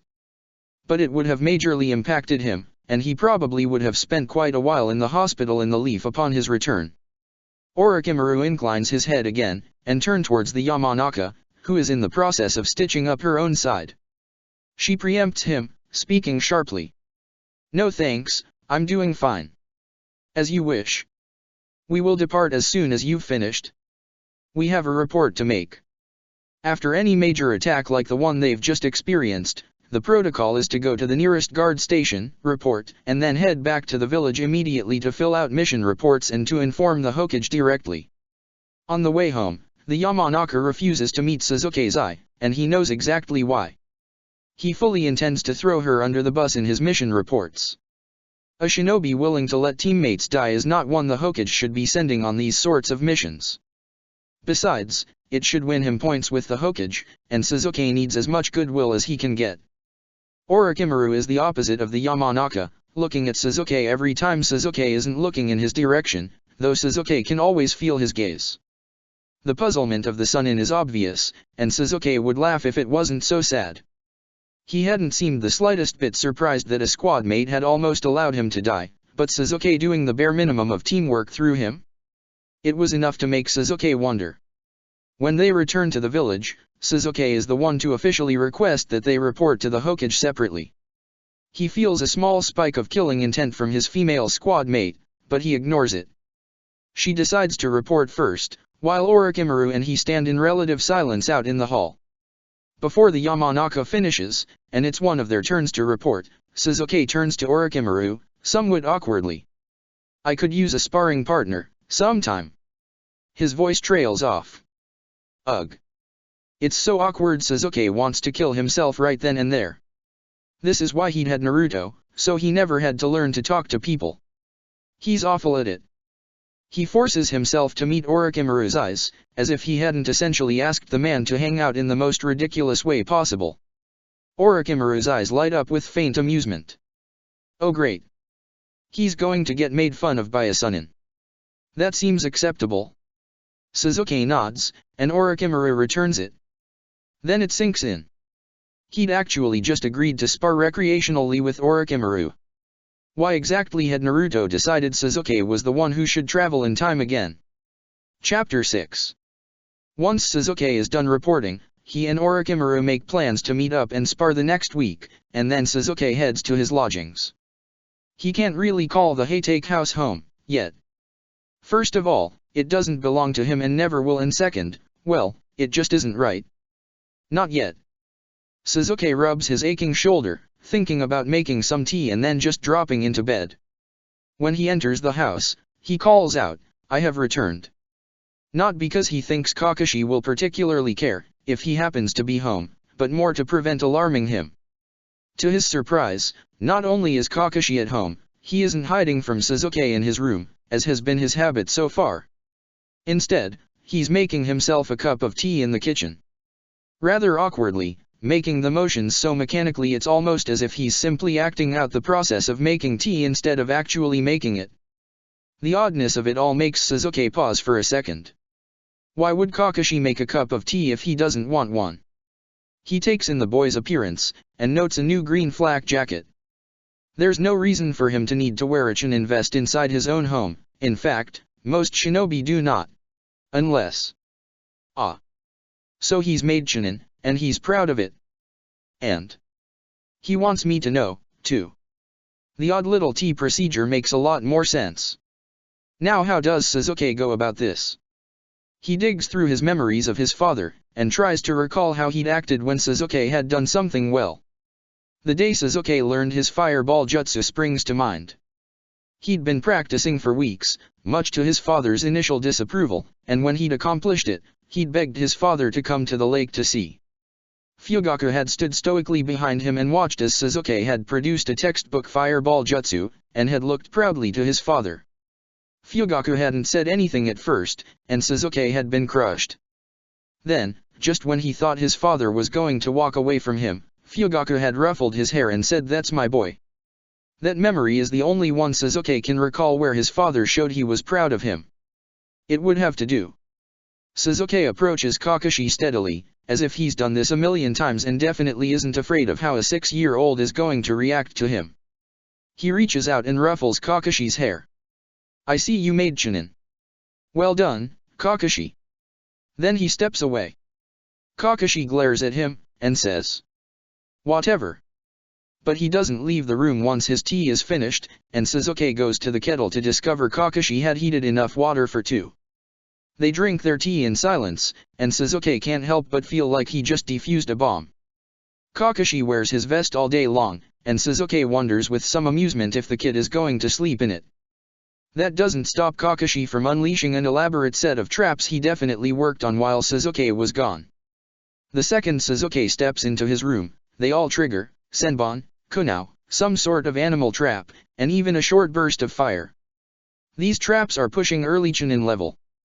Kakashi is improving. Suzuki slides a note on how to have traps trigger at different times instead of all at once under Kakashi's door. Then, satisfied that things aren't going as completely terribly as they could be, he goes to sleep. Minato invites Sasuke to join them the next day for training, and the hopeful look on Minato's face is so earnest that Sasuke just nods in agreement. When he arrives at the training field, a grassy area surrounded by trees, the three students are finishing their warm-up, or so it seems to Sasuke. He spots Minato standing on the other side of the field. Minato beams when he sees him, and beckons Sasuke to make his way over. The kids haven't noticed him yet. Minato makes no move to break the silence, only gestures proudly at his students for Sasuke to watch as they finish the katas they're working on. Kakashi is all perfection. His movements are precise, flowing, and flawless. There is also no give in them. In a real fight, his lack of flexibility would probably hurt him. Obito is next to Kakashi. His movements are jerky, excited, and barely contained. He is also not so subtly watching Kakashi out of the corner of his eye and becoming vicious, as if his imagined blows were against Kakashi instead of just the air. Next to him is someone Sasuke recognizes on sight as Rin Nohara. He's never seen her before, and honestly hasn't really ever heard of, but Obito had talked about her so frequently in such detail Sasuke recognizes her instantly. Obito had probably been thrilled when their names were called for the same team. Rin's motions are much slower than the two boys, but her determination shows through as she strikes carefully, over and over. Kakashi, being a Chunin, naturally is the first to recognize there is a new person in the clearing. When he turns to see Sasuke, he visibly stiffens, and rolls his eyes in exasperation. Obito is not to be outdone by Kakashi and turns around immediately after. His reaction couldn't be more different. His jaw drops and his eyes brighten as he calls out, "Mr. Sasuke." At Obito's call, Rin turns around and sees him. She looks surprised and immediately shrinks in a little on herself. Honestly, looking at this team of Minatos, Sasuke understands exactly what Kakashi had seen, when Sasuke had been a genin of Team 7. The similarities were too close for comfort. Beside him, Minato claps his hands together. "Everyone come over and let's talk about our next exercise." Kakashi trudges over as if every step he's headed to his death. Obito runs over so fast he nearly runs straight into Sasuke. Luckily, he does not. Rin alone shows any signs of grace as she walks unbothered either way. Once they've arrived, Minato holds a hand up for silence, which cuts off Obito's stream of talking which Sasuke can admit he wasn't listening to in the slightest. "I've asked a friend, Sasuke, to help out with a little training exercise I have planned for today." Minato smiles expectantly. Obito whoops and throws his fist into the air. Kakashi audibly groans. Obito flips around to look at him. "Even you can't be upset, Kakashi. Mr. Sasuke is so cool. I bet the training is going to be amazing." "Cool isn't the word I would use," Kakashi mutters. Rin leans forward, having been listening intently to every word and movement from Kakashi. "Do you know Mr. Sasuke, Kakashi?" Kakashi says unfortunately. At the same time Sasuke says, "Yes, I'm his guardian." Obito explodes with words. "What? Mr. Sasuke is your guardian?" Kakashi just sighs again. Obito looks affronted. "I bet you get taught cool stuff all the time." Obito trails off, and looks down for the briefest of moments before recovering. "But just you wait. I'll kick your butt and become Hokage anyway." Sasuke feels like he's supposed to intervene but he has no idea what to even say. Luckily Minato breaks in first. "As I was saying, we have a training exercise for us today, with Sasuke's help." Sasuke had not been pre-warned for this training, but he refrains from sighing and just stands motionless, waiting for Minato to finish. "We are going to split into two teams and have a spar." That sparks interest in all three of their eyes, even if Rin's look is more worried than not. Minato rushes to continue, probably so that he won't be interrupted. Sasuke doesn't blame him. "Sasuke and I will be on different teams. We're both Jounin, so that should be fair." Minato meets Sasuke's eyes and he nods. Understanding passes between the two. Fight at the Chunin level, let the kids help decide the win. Sasuke will just have to make sure his kids win. Minato gestures to Kakashi. "Since you recently made Chunin, you can pick which Jounin you want to fight with, and Obito and Rin will be on the other team, to make it even." Kakashi doesn't even pause. He nods and says, "I pick sensei." Sasuke almost smiles, but manages to refrain at the last second. Minato looks as if he's about to cry, he's so excited Kakashi picked him. Sasuke looks over at Obito and Rin. Obito is smiling but there's a little restraint in his eyes. Probably thinks I'm disappointed it's him instead of Kakashi. Rin looks vaguely terrified. Sasuke nods to Minato. 10 minutes to strategize. Minato's eyes sparkle. 8. Sasuke inclines his head, and Minato and Kakashi shunshin away and Sasuke doesn't waste a second. He turns to Rin. "I know Obito, but we haven't met. What are your strengths and weaknesses?" Rin balks at the question, but forces herself to answer. I'm learning medical ninjutsu. I'm not very good yet but I can heal cuts and bruises." "My weaknesses?" "Well." She looks down. "I'm not very strong, and I'm not very fast. Especially against Minato-sensei and Kakashi." Sasuke nods thoughtfully. It's like talking to a young Sakura. "If you know medical ninjutsu, you probably have good chakra control, correct?" Obito cuts in for her. "She does. She's even better than Bakushi." Rin nods a little. "Usually I'm behind everyone, because I'm the medic." Sasuke looks at her carefully. "Do you want to stand behind your teammates?" The looks she gives Sasuke is helpless. He's running out of time for her to draw her own conclusions, so he shoves it at her. "I had a medic on my team when I was a genin, and she got so strong she battled on the front lines with the rest of us. Do you want to do that, or are you content where you are?" There's no shame in either. The answer is little more than a whisper. "I don't want to just stand behind them." Sasuke nods. "Okay. I have a strategy, listen up." The 8 minutes is up far too quickly. Minato and Kakashi stand on the other side, and the second Minato calls for start, Sasuke launches a fireball, big enough to block their line of sight. They both dodge, naturally. When the fire clears, Rin is gone. Out of the corner of his eye, Sasuke sees her jump into a tree. So far so good. Kakashi beelines straight for Sasuke, and Sasuke lets him, and flips him off his feet with a small earth wall when he gets close. Before Kakashi can recover, Sasuke focuses in on Minato, and they start trading blows. Their hits are light, exploratory more than anything else. They aren't hitting as fast as they could to ensure that if the students got involved, no one would get hurt. This leaves Kakashi against Obito. Kakashi is playing with Obito, making him fall on his face over and over. Minato sighs as he dodges a kick from Sasuke, and Sasuke shrugs as he blocks a punch from Minato. The two remind Sasuke a lot of himself and Naruto. It's almost fond. Obito leaps to his feet and yells in frustration. He throws a handful of kunai, that Kakashi dodges easily. Kakashi smirks, and it's obvious he's ready to force Obito to surrender. Minato's strikes grow even slower as he watches, and Sasuke doesn't take advantage, because he's watching too.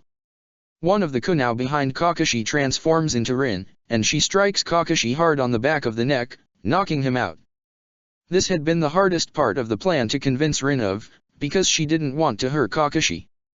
Her obvious growing crush went unmentioned. Sasuke had finally convinced her by telling her she was a medic and could easily wake him up when it was over, and if she didn't hit Kakashi, Obito would instead. Kakashi goes down and Obito starts hog-tying him with frankly, a little too much enjoyment. Minato raises an eyebrow at Sasuke as they keep trading blows, slowly getting faster again. Interesting strategy. How did you come up with it? Sasuke strikes with his sword as Minato parries with an oddly shaped kunai. I used it on a missing nin on my genin team's first C rank. Minato laughs a little as he unleashes a combo of kicks aimed at Sasuke's head. Typical first C rank curse, huh? Sasuke huffs in agreement. Time for stage 2 of their plan. Rin and Obito finish tying up Kakashi, who is starting to stir, and run over to where Sasuke and Minato are still exchanging blows. Obito throws himself between Sasuke and Minato and starts exchanging his own blows, with Rin timidly following.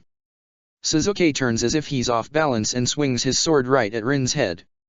Minato's eyes widen and he throws Rin out of the way, spinning underneath Suzuki's strike. As he's underneath Suzuki, Suzuki kneels and Obito launches himself off Suzuki's outstretched knee and lands on top of his sensei. Minato could dodge, but it would likely cause some harm to his student, so he allows Obito to land on him, and forfeits. Of course, Minato could have dodged that entire event, and had certainly been fast enough to do so. He'd allowed his students who had worked hard to defeat him, and Suzuki nods to Minato in acknowledgement. Minato just grins, and ruffles both of his students' hair. The second the match is called, Rin rushes over to Kakashi, green hands glowing.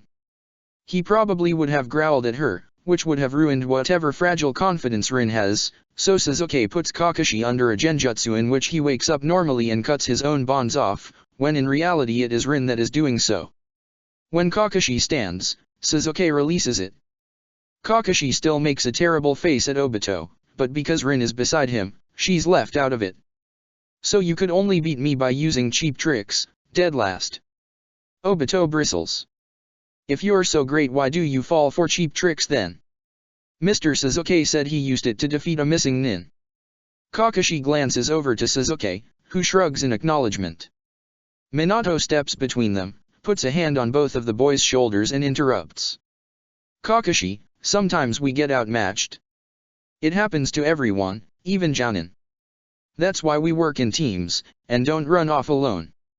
Considering that, you did well. Obito, great work, your team had a plan and pulled it off. The boys continue to glare at each other, but Minato ignores them temporarily in favor of Rin. Rin, that was excellent. Great work with the transformation into a kunao, and was that a bunshin you sent into the trees at the start of the battle to distract us? Rin nods. Minato beams. Good use of your chakra control. Minato sets them to a set of exercises and they get to it with various amounts of grumbling. Suzuki watches them train with some amusement, but he has to admit it's mixed with a little fondness. They really are similar to his own Team 7. Minato rejoins him. They watch in silence for only a few seconds before Minato speaks. Thank you for helping out today. I'm sure it meant a lot to them. It did to me. He shows no hesitation. Just admits he's glad Suzuki is there just like that. Suzuki wonders if Naruto's mom is like this too or if it's just these insane blondes. Suzuki hadn't even been able to tell his best friend goodbye before he'd leapt through time. Anytime you'd like. Minato chuckles easily. I do wonder though, how did you come up with that strategy for Rin and Obito? It was almost perfect. Suzuki hesitates, unsure of how much to say, or if he even wants to say it. Maybe Suzuki is getting soft, but he relents. They remind me of my old team. Rin is a lot like our medic was when we were genin. Obito, he reminds me. He coughs, to cover his sudden sentimentality. He reminds me of someone too. Kakashi reminds me of myself. Minato looks at him, surprised. Really? Suzuki doesn't answer. After a pause, Minato relaxes again. Well, that's comforting. I suppose there's a good amount of hope for his teamwork then. Suzuki shakes his head slightly.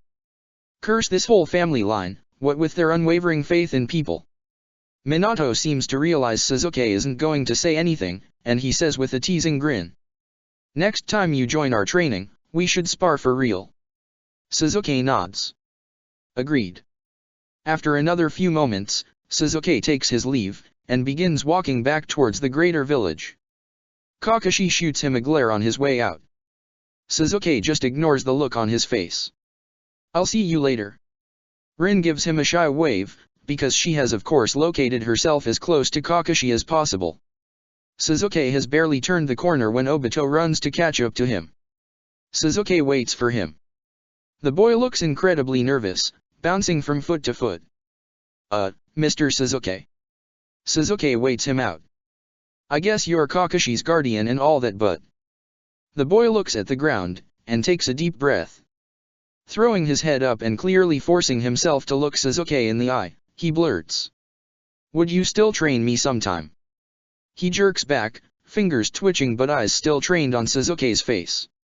Suzuki reaches out and ruffles Obito's hair. The kid trembles beneath him. Sure will. Obito's eyes widen slightly. You mean it? Sasuke just huffs a laugh. To Sasuke's surprise, Obito throws his arms around Sasuke's middle, hugging him. Sasuke freezes, unsure what to do in this situation. Obito luckily pulls back almost immediately. Sorry. See you around.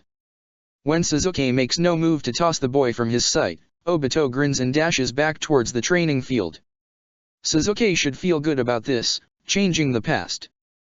The reality is, he's growing more terrified by the second. I have ruined every single thing I've ever touched. Sooner or later, I'm going to ruin them too. Chapter 7. Sasuke had never once considered that he would one day be a frequent sparring partner of Orochimaru. When he had been a child, Orochimaru was whispered about, a villain who had betrayed the leaf.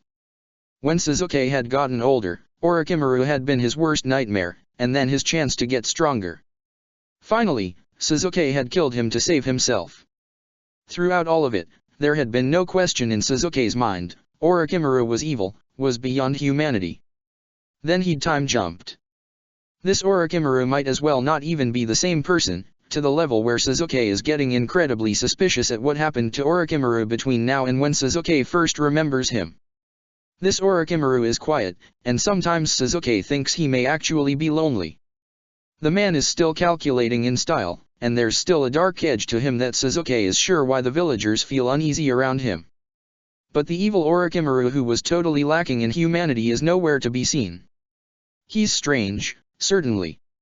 Orochimaru is seemingly incapable of normal conversation, but so is Sasuke. Of course, Sasuke is being forced to talk more and more these days, and he's not sure if he's happy with that or not. But sparring with Orochimaru? That's easy. They don't speak during spars, and they push each other. It's nice to spar with someone you don't have to worry about hurting, and Orochimaru seems to be similarly pleased. They'd decided early on not to use Sasuke's Rinnegan, or Orochimaru's summons if for no other reason than to spare the training grounds, which take enough of a pummeling as it is.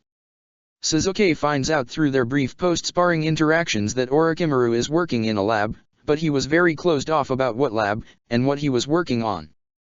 The knowledge makes Sasuke a little sick because he knows what kind of experiments Orochimaru could be running, and he can't trust the man, no matter how different he seems from the snake Sasuke used to know. But he settles himself that he really can't do more than he is right now, getting Orochimaru more comfortable with him through sparring. Hopefully Sasuke will be able to stop him before he does anything truly horrible. There is one area in which Sasuke thinks he's made an improvement. Orochimaru tells Sasuke after a spar that he's thinking about taking on an apprentice, because Sarutobi had been asking him to. Sasuke had immediately recalled Anko, her curse mark, and her untimely end. Orochimaru may not be as evil yet as Sasuke remembers him, but he is in no shape to be around children. Sasuke simply tells him that he thinks Sarutobi is worried about him, and if Orochimaru is happy with what he's doing now, there's no need to take an apprentice, and Sarutobi would get over it. Orochimaru had looked thoughtful, and agreed that Sasuke may be right. After a quick personal meeting with Sarutobi, Sasuke ensures that the subject never be broached again. What he doesn't expect, is for Sarutobi to start sending Sasuke on more missions with Orochimaru. Almost every mission Sasuke runs these days seems like it's done alongside Orochimaru. Sasuke doesn't mind too much, it keeps Orochimaru away from his experiments, and eventually the Sannin might slip up and tell Sasuke something he actually wants to know. Things continue to improve with Kakashi as well. He has started to eat breakfast at the same table as Sasuke. Occasionally in the evenings he will sit alongside him and drink a cup of tea. They still don't talk, not really, but his presence alone is a major improvement. Everything is going well. Except that Sasuke feels a sense of impending doom. After a particularly tough mission, Sasuke is walking tiredly through the streets towards the Haytake home when he feels something strange. A familiar chakra signature, tugging at the edge of his senses. He focuses in on it, a little confused why he can't identify the person right away. The chakra feels like a long-lost memory, it's rough and unpolished, but bubbling happily. Sasuke makes the conscious choice to drift towards it. When he closes in on the source of the feeling, he's a little confused. It's just a dango stall. There's a civilian man and teenager running the stall, that Suzuki is absolutely certain he doesn't know, a Uchiha woman who Suzuki probably had met but doesn't remember, and a small child, toddling among a handful of civilian customers, some of whom seem to be from shinobi clans. Suzuki sighs and clears his mind. Perhaps he imagined it. But when he flushes his chakra, it's still there. A little whisper, of a long-forgotten person. He knows he won't be able to leave until he figures it out, so he joins the line for Dango, and as casually as he can manage, checks the chakra of every person in line in front of him. Even civilians have chakra signatures, even if they can't access their chakra. It is generally considered rude for shinobi to scan chakra signatures like this, but Suzuki isn't just any shinobi, and he's certain he can do it without catching the attention of anyone.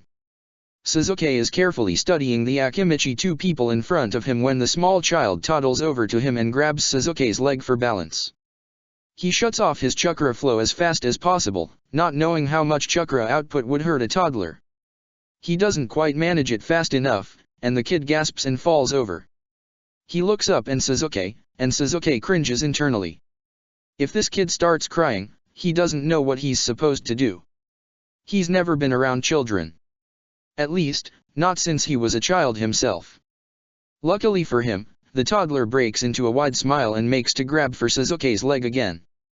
The Uchiha woman steps forward before the boy can and scoops him into her arms. Sorry about that, Shinobi-san. She shakes a finger at the boy in her arms. Shisui, apologize to the nice man. All the blood drains out of Suzuki's face, and he's feeling unsteady on his feet. He runs a short burst of chakra to be sure. Yes, this child is the chakra signature he felt. His brother's best friend. Suzuki still remembers the day he died. When he'd realized that the ninja that gave him candy that Suzuki hated with a wink, and teased him and his brother, who'd joined them for dinner so often Suzuki's father used to ask if he was moving in, had died. The toddler in front of him, with big innocent eyes says, "Sorry." The woman smiles at him, and it takes all of Suzuki's composure to nod. His thoughts are spiraling. He hadn't even considered Shisui in his plans for the future. How could Suzuki have forgotten him? Itaki had said he'd killed Shisui, but Suzuki can't trust that anything Itaka said was true. Had Shisui killed himself so that Itaka could unlock the main Jakkyuha? Had Suzuki's father forced Itaka to kill Shisui? Was there an outside reason? Suzuki didn't know. Every person he encounters feels like another weight dropped onto his shoulders. He's at the front of the line for Dango, and the civilian man running it is looking at him oddly. Are you alright? Suzuki must have been more zoned out than he thought. He buys 2 sticks of Dango to not look suspicious and then walks off, still feeling overwhelmed. Of course, fate takes that moment to run him into Obito. The young Uchiha's head is hung low, and he is sitting on a bench by himself, sorting through a pack. Suzuki decides he might as well unload this Dango on Obito, since there's no way he'll get home without a conversation. The kid has an uncanny ability to sense Suzuki's presence. He approaches the bench, and waits for Obito to look up. It takes a second, which is much longer than it's ever taken before. When Obito faces him, Suzuki almost winces. He has a terribly nasty black eye. In fact, his whole face looks swollen. Suzuki really isn't in a good place to deal with whatever this is, he just wants to go home. He holds out the sticks of Dango wordlessly, and Obito cocks his head in confusion before accepting them. Sitting on the bench beside him was a good idea, Suzuki isn't sure his legs will even hold him. He's exhausted and every memory he's ever repressed about his family, his friends, all dead, are weighing him down until Suzuki thinks he must weigh about as much as the whole village. For lack of anything else to do, Suzuki takes the pack from Obito's lap and inspects it. A first aid kit. It's embarrassingly empty. Suzuki pulls out his own pack instead, and removes an ice pack, cracking it so that it starts to cool. It occurs to him this is the longest Suzuki has ever heard Obito go without speaking. Is he supposed to do something about that? The pressure starts to make him feel slightly dizzy, and Suzuki forces himself to steady. He can't fall apart here, in front of a kid. He's an adult, he can freak out in his own bedroom at home. He just has to get through this interaction first. Obito breaks the silence as Suzuki holds the now cold ice pack to Obito's busted face. Thanks for the dango, Mr. Suzuki, but... Are you okay? Great. He can't even hide it from a kid. Suzuki hopes he can still believably lie to one. Long mission. Probably this is the opening he's supposed to take to ask what happened to Obito. He thinks. And you? He gestures to the bruising. Obito munches a dango thoughtfully. He hasn't flinched away from the ice pack. Suzuki thinks that's probably a poor sign for the bruising. It's not a big deal. I took a couple of punches. Suzuki gives him a flat look that hopefully shows that he doesn't believe him. If Obito had taken a hit during training, Rin should have healed him. What? I did. Obito protests. It's Rin's hospital rounds today, so she wasn't there. So don't even think badly of her. Suzuki wasn't, but he waits Obito out. There's always more to the boy's story. Obito stubbornly eats another piece of dango off his stick. He chews, and swallows. Suzuki has made no move to speak, just kept sitting and holding the ice pack to Obito's face, using the cold of the pack to ground himself through this conversation. Obito sighs, and averts his gaze. The Uchiha healers won't heal me. They never do. But it's fine, because it's just first aid training for me. You gotten no first aid to be the Hokage. He sounds like he's trying to convince himself more than Suzuki. And the hospital? Obito freezes for just a moment. In that moment, Suzuki suddenly worries that Danzo has already planted seeds of hatred against the Uchiha, and that the hospital is starting to treat them less fairly. Obito makes to face palm, almost stabbing himself in the eye with the dango stick. Oh yeah. I forgot now that I'm a genin I can go to the hospital. Suzuki can't help the sigh that escapes him. This really is Naruto all over again. You should go and do that. I think your cheekbone is broken. Obito nods, and finishes off the last of the dango. Okay, I will. Thanks for the ice pack, Mr. Suzuki. And for the dango, it was really good. Suzuki nods in response, and leaves the ice pack with Obito before heading home. It really was a wonder Obito survived as long as he had, as absent-minded as the boy could be. Suzuki makes it all the way home before his thoughts overwhelm him. He locks himself in his room and the memories flood out without end. He starts remembering everyone. All the dead bodies he's seen, all the dead bodies he's made. It had been so easy to jump into the past with the intent to kill Danzo. But the past is so much more complicated than one man. Can he save Obito from Madara, Shisui from suicide, his parents from standing against the village? How far is he supposed to go? Is he supposed to save the other Jinchuriki, all of Orochimaru's experiments, entire villages, the Akatsuki? How much can Suzuki expect to reasonably change? How much is he supposed to do? And worst, how does he choose what to try and change and what to leave to fate? At some point, he falls asleep. And being asleep is so much worse. He dreams of Sakura, bleeding out in his arms, but smiling because he had been there. He tries to shake her, to tell her not to smile at her death, it's his fault. She morphs into Atake, who pokes Suzuki's forehead and tells Suzuki he doesn't have to forgive him. He doesn't listen to Suzuki's begging him to accept that Suzuki already forgave him. Then he's Naruto, telling Suzuki he believes in him, that he can do this, even though there's a huge hole through him, or was it Sakura? Now it's Kakashi, then Shisui, Minato. People dead in Suzuki's arms, people dead in Suzuki's home. And always, it's his fault. He wasn't strong enough, he killed them himself, he wasn't there to stop it. He looks up to see Danzo looming over him, a smirk on his face. Suzuki lunges. Suzuki jerks to alertness to find that his arm is embedded in Kakashi's stomach, blood pouring out of the boy's midsection.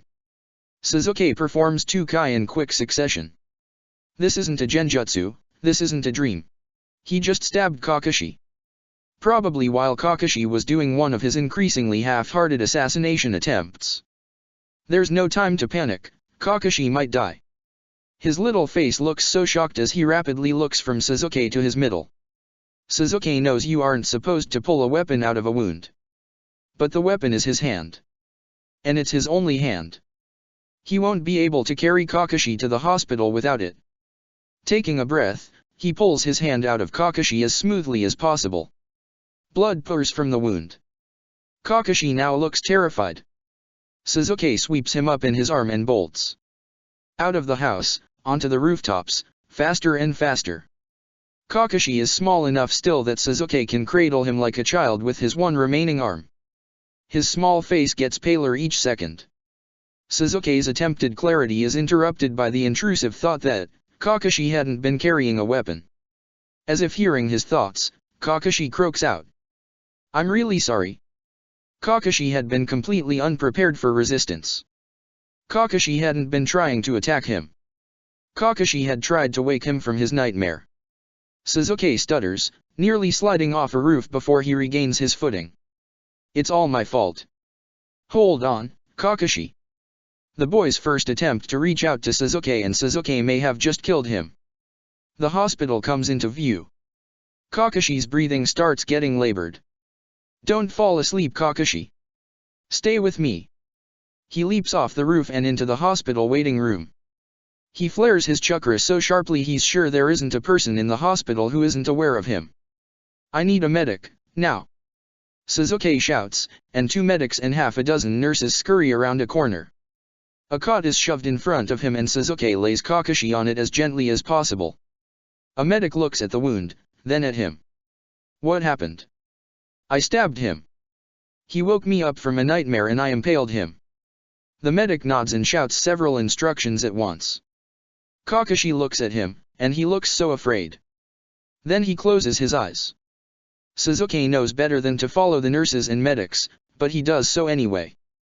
They shout for him to leave but he refuses. He forces his way into the room and watches them work on Kakashi, anxiety growing. After what feels like several centuries, Kakashi stabilizes.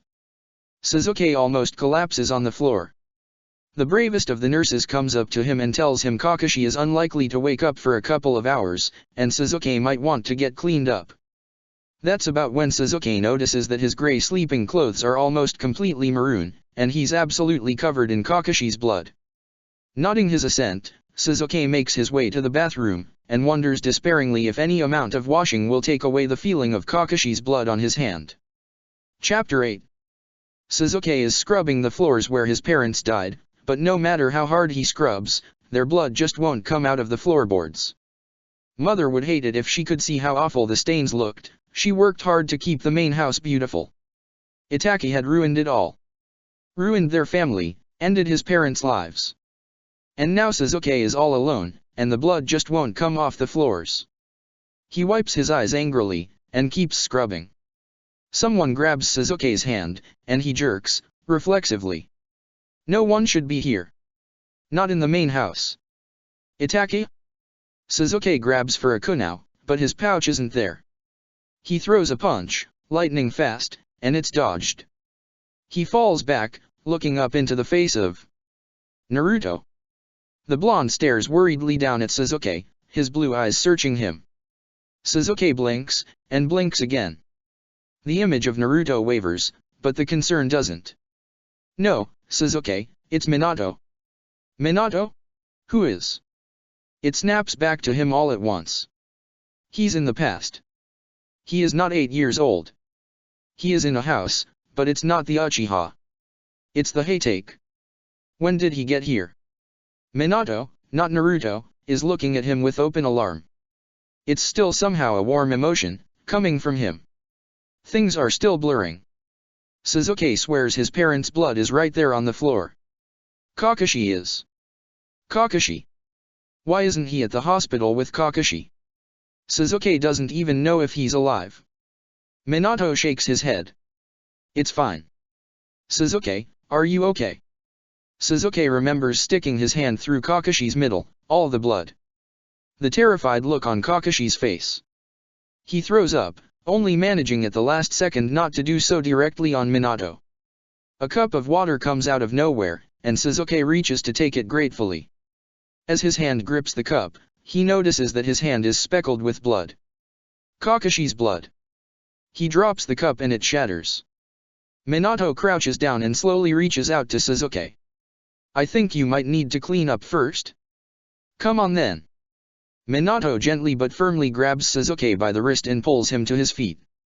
When he wavers slightly, Minato puts an arm around his waist and starts moving him toward the bathroom. He sits Sasuke by the edge of the bathtub, and turns to grab a cloth. Sasuke doesn't even manage to make a single noise of protest as Minato washes the blood off of his hand, and peels Sasuke's sticky shirt off of him. "Do you think you'll be able to wash off, or do you need help?" The words aren't condescending, but they are soothing. Even though it's not Naruto, Minato feels the same. Feels safe, to Sasuke. "Kakashi." Minato nods, understanding his question. "He'll be fine. He's awake, that's why I came to get you. But not until you've eaten something and cleaned off." Sasuke thinks he can manage that. The cleaning, anyway. Minato leaves him to it, and Sasuke half expects him to hover around the bathroom door, but his chakra fades slightly as he moves about the house. Sasuke cleans as quickly as he can, discarding all the clothes with even a bit of blood on them. He'll have to burn them, he'll never be able to wear them again. But Sasuke doesn't trust himself with a jutsu like that right now. When he steps out of the shower, he pulls on a change of clothes that Minato must have left when Sasuke wasn't paying attention. He feels like a zombie, trudging through the house towards Minato's chakra. But at least he's alert and in relative control of himself now. He's in the dining room, and when Sasuke gets in there, Minato has a cup of tea ready for him. Sasuke sits and pulls it to him, taking a long dredge, and ignoring the burn of the heat of it. Minato sits across from him. For being so young, he's remarkably composed. "Sasuke, what happened?" Sasuke flinches, thinking of Kakashi. Kakashi woke me from a nightmare, and I stabbed him." Minato shakes his head. "Not that, I already got that from Kakashi." Confused, he looks to the blonde for answers. Minato leans forward, and looks like he's choosing his words carefully. "Sasuke, Kakashi has been in the hospital for a day. His nurse said she sent you to clean up, and a medic found you in the bathroom scrubbing your hand so hard it was bleeding. When she attempted to heal you, she said you disappeared. That was well over 12 hours ago." Sasuke's widen slightly. He has no idea what Minato is even talking about. He does remember leaving Kakashi's bedside, and then nothing. Just bits and pieces of memories that happened years ago, months ago, a whole different lifetime. "I don't know. I left Kakashi's bedside, and then you were here." If Minato is alarmed by this, he doesn't show it. "You called me Naruto. Who is that, if you don't mind me asking?" Sasuke isn't ready to tell Minato the truth. He'll likely have to, especially when Minato becomes Hokage. But he's not ready yet. But he has to tell Minato something. "He was my best friend. I apologize for mistaking you." The blonde shakes his head. "No harm done. When I came looking for you, what were you seeing?" Sasuke doesn't want to answer him, but something about Minato's calm demeanor makes him speak anyway. "When I was about Kakashi's age, my brother murdered my parents. When I got home from the hospital, I couldn't wash their blood out of the mats on the floor." Minato's face falls, and he looks emotional, like Sasuke's pain is his. Sasuke feels compelled to keep going, somehow. "When I heard that Kakashi found his father, I remembered cleaning the floor of my home. No one should have to come home to that." Sasuke finishes his tea. "It's good, calming. You were cleaning Kakashi's blood off the floor because you thought it was your parents'. It's not a question, but a statement." Sasuke inclines his head, gripping the empty teacup. "I should pack my things.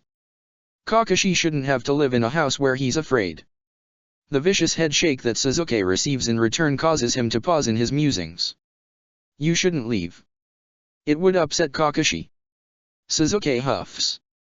"Minato, I almost killed him." A melodic laugh in response. "I heard he's been trying to do the same to you. I can't believe you were letting Kakashi attempt to assassinate you. He needed an outlet. He attacked a Jounin repeatedly in his sleep. He's lucky he didn't end up in the hospital already. I usually have better control than this." Minato gives him a look. "Don't worry, Kakashi and I have already had words about that little habit. It's dangerous for both of you." As it is, Kakashi was the one that begged me to find you. He thought you'd abandoned him. Sasuke runs his fingers through his hair in agitation.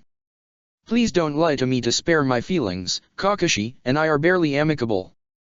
The look of, you absolute moron, that he gets from Minato is reminiscent of Sakura, and Sasuke twitches.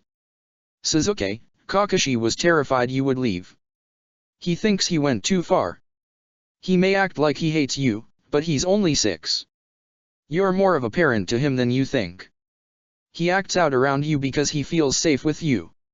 Sasuke narrows his eyes. Minato had been convinced Kakashi hated him not too long ago. He's almost 7. And that's something, coming from you. Minato blushes sheepishly. Well, I talked to Kushina and... Ah, Sasuke replies. Anyway, you shouldn't leave. It'll only upset him more. And you should go visit him, if you're feeling more yourself. Sasuke does need to go see Kakashi. He has to apologize. I'll go, but I'm at least offering Kakashi the choice to have me leave. Minato insists on accompanying him to the hospital, watching him as if Sasuke might fall apart any second.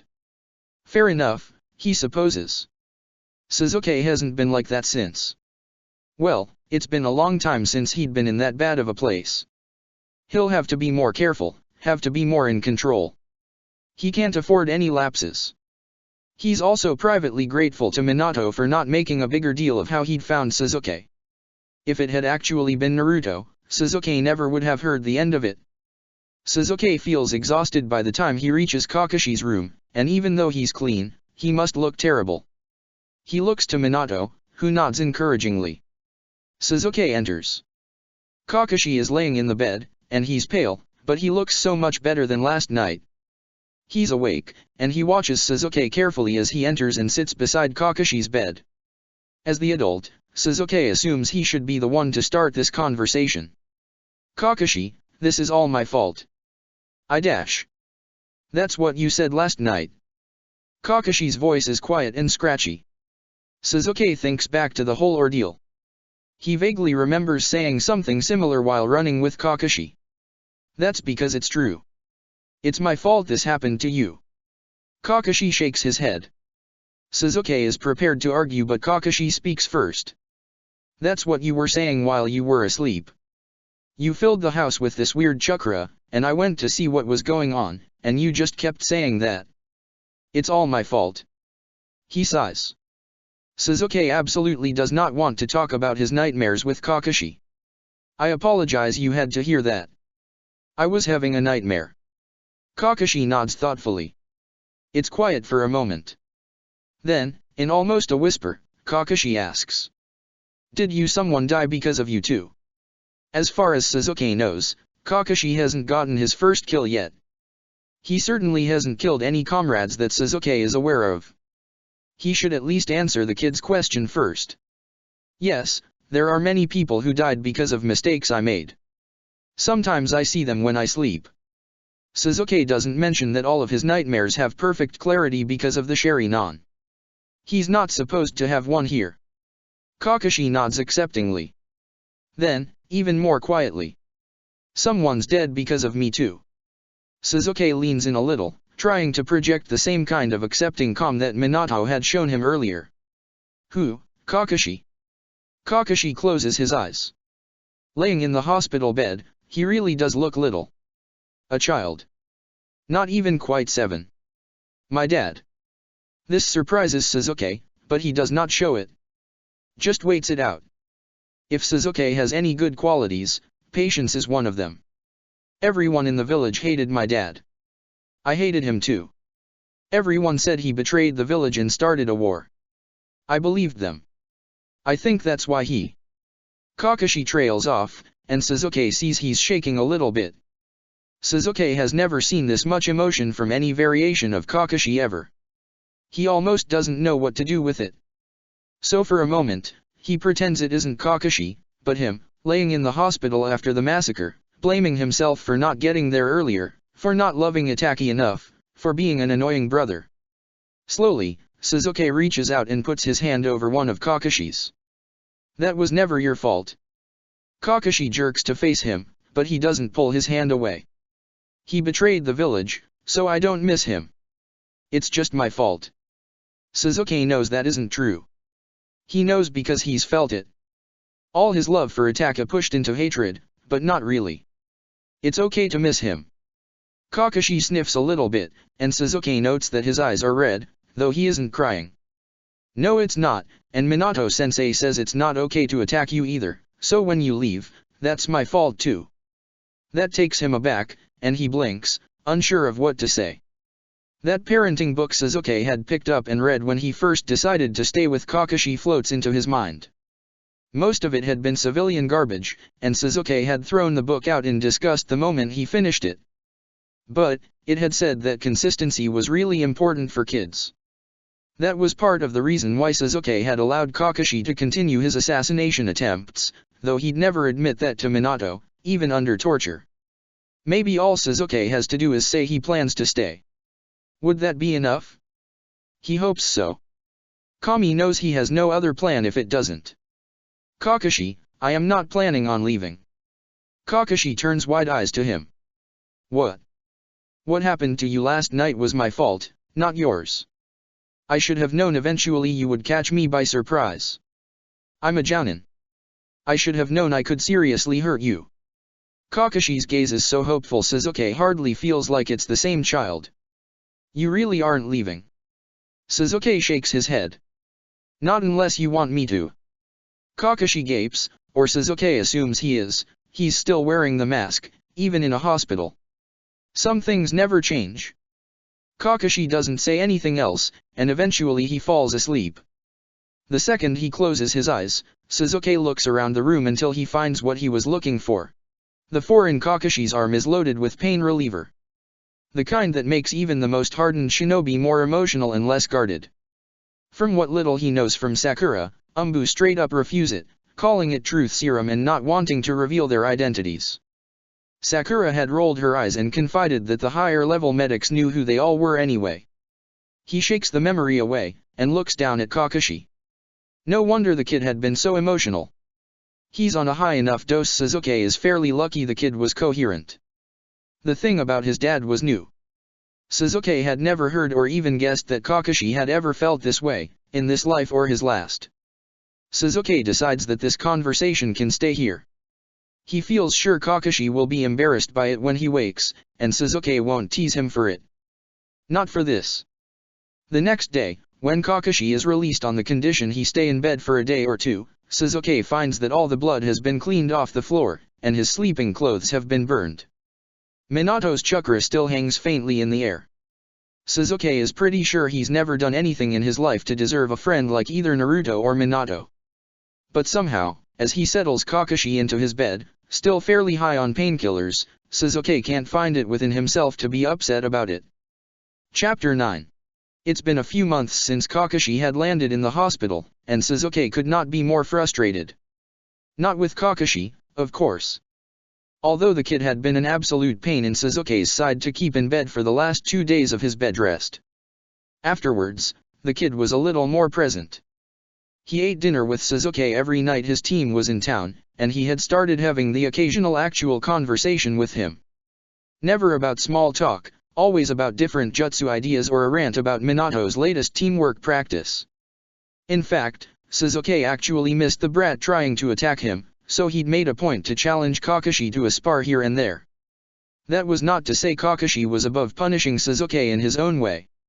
When he realized Sasuke had agreed to train Obito, during an eventful morning in which Obito had actually shown up at the house, Kakashi had been livid.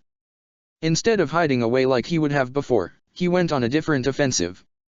Sasuke, weeks later, still has no idea how Kakashi figured it out. Kakashi had introduced Sasuke to his eternal rival, which turned out to be a very small and very enthusiastic might guy. Sasuke had attempted to be pleasant, but Sasuke had never had the patience for a grown-up guy, or his student Rock Lee. They were just too much. In a way that Naruto even wasn't. He didn't have anything against them personally. He'd grown to respect them as shinobi in their own right. But still. Kakashi must have picked up Sasuke's less than enthusiastic response to Guy, and suddenly the kid was everywhere. Sasuke would come home from a mission and Guy would just be sitting at the dining room table, ranting happily at Kakashi. Kakashi would just level Sasuke with a stare that dared Sasuke to say something about it. Sasuke had taken the high road, and only expressed that he was glad Kakashi had a friend. But somehow, deep down, Kakashi knew Guy made Sasuke slightly uncomfortable, and he capitalized on it every chance he got. Sasuke was equally impressed and disturbed at Kakashi's level of insight into him.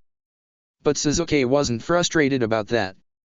No, the thing currently driving Sasuke to the brink of madness was Danzo Shimura. He has absolutely no leads on Danzo.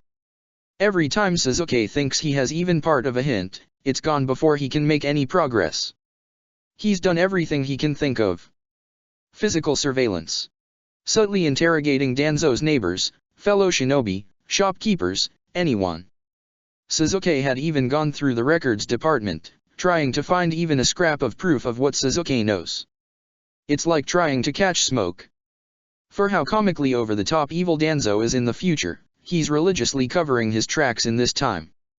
Sasuke is beginning to see why Sarutobi either hadn't noticed or had let this go on. More and more, Sasuke is tempted to simply eliminate Danzo.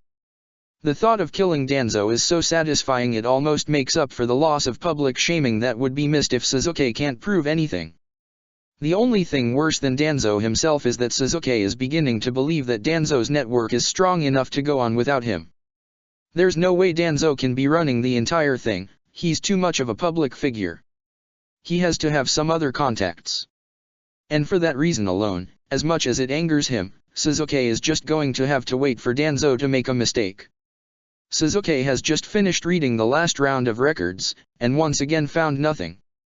If he'd dropped into the time he'd originally intended, he could have reached out to some of the clan heads, or Jounin that Sasuke trusted to be either against Danzo, or so focused on the truth they would investigate anyway. As it is now, there is one Jounin he trusts, Minato. Sasuke supposes he would tentatively be open to Kushina as well, though he hasn't met her just yet.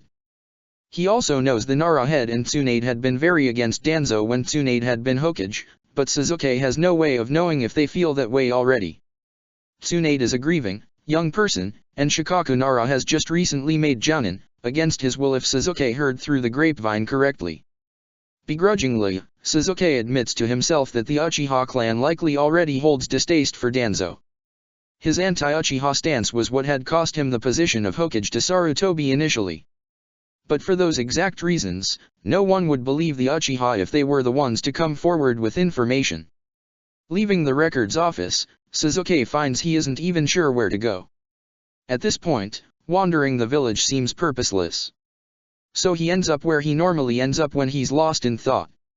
Ichiraku Ramen. It's a smaller stand than it is by the time Naruto will be around. It's just the slightest bit bigger than a street stall.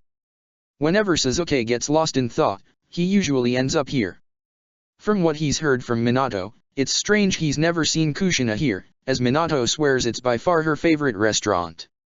Sitting morosely with his bowl of ramen, Sasuke can almost hear Naruto's excited chatter from a stool next to him, can feel Sakura's eyes on him, but never when he's looking at her. And sometimes, if he's in the right mood, as he is today, he can almost hear the sound of pages turning as his sensei pretends he isn't paying them any attention at all. He misses them. His Team 7. But it's no good for Sasuke to reminisce for too long about the past. Sakura and Kakashi are dead. It's all your fault. And Sasuke will never see Naruto again. You couldn't even say goodbye. Sasuke shakes the memories out of his head, and pays for his ramen. He'd promised Obito he would help him with his fireball jutsu today. Obito had not questioned where Sasuke had learned the Uchiha clan's signature jutsu, he had just been thrilled that Sasuke knew what it was and was willing to help him with it. You were not considered a full member of the Uchiha clan until you could perform one, and Sasuke had been more than a little surprised when Obito had admitted he didn't know how to do it yet. It shouldn't have surprised him, as no one was willing to help Obito in the Uchiha, and the boy's grandmother was quite old. When he arrives to the training ground to find Obito is already there, working on the breathing exercises Sasuke had left him last time. Sasuke flares his chakra and Obito jumps up and runs over excitedly. Where anyone can find the energy to be this excited about everything, Sasuke will never know. Mr. Suzuki.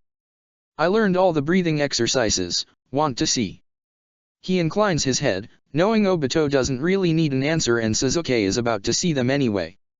Obito adjusts his goggles, and starts in on the first one. He takes a deep breath in, holds it, and then blows air out firmly. Suzuki counts about 15 seconds, which is sufficient.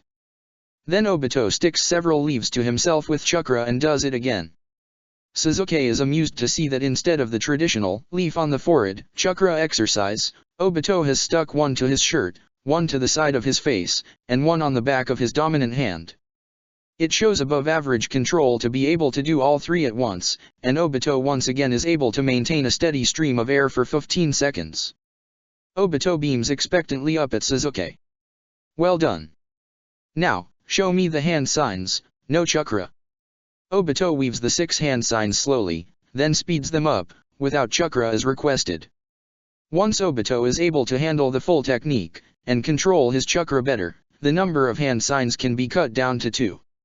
Suzuki nods down at Obito. You're ready to attempt with chakra now. Suzuki leads them down the training field to the river section. He'd chosen this training field precisely for the river that wound through it. No use burning grass and trees unnecessarily. Suzuki himself had learned to do it over a lake. Obito is hopping from foot to foot, waiting for Suzuki to give the word. Training Obito had been quite a stretch for Suzuki. His own father had shown him the hand signs and left him to it, let Suzuki burn himself over and over while he figured it out. Suzuki's Kakashi had talked Suzuki through theory briefly, mentioned the hand signs and left him to it. When he'd been apprenticed to Orochimaru, he was just given a scroll. Or told to spar using only the new jutsu, and attacked if he didn't. Obito just didn't learn that way. He had to have an explanation, be shown how to do it, and given occasional adjustment advice before he learned anything well. Suzuki wasn't sure if that was how normal children learned, as he and all of his teachers had been considered genius, or if was simply an Obito thing. He'd actually felt a little guilt at how Naruto was treated, now that he was teaching Obito. Suzuki wonders now, if someone had slowed down, explained, and offered advice to Naruto, if he would have learned faster. There was nothing Suzuki could do about it now. And in front of him was a kid with Naruto's bright hopeful eyes, and his Hokage dream, looking for Suzuki to help.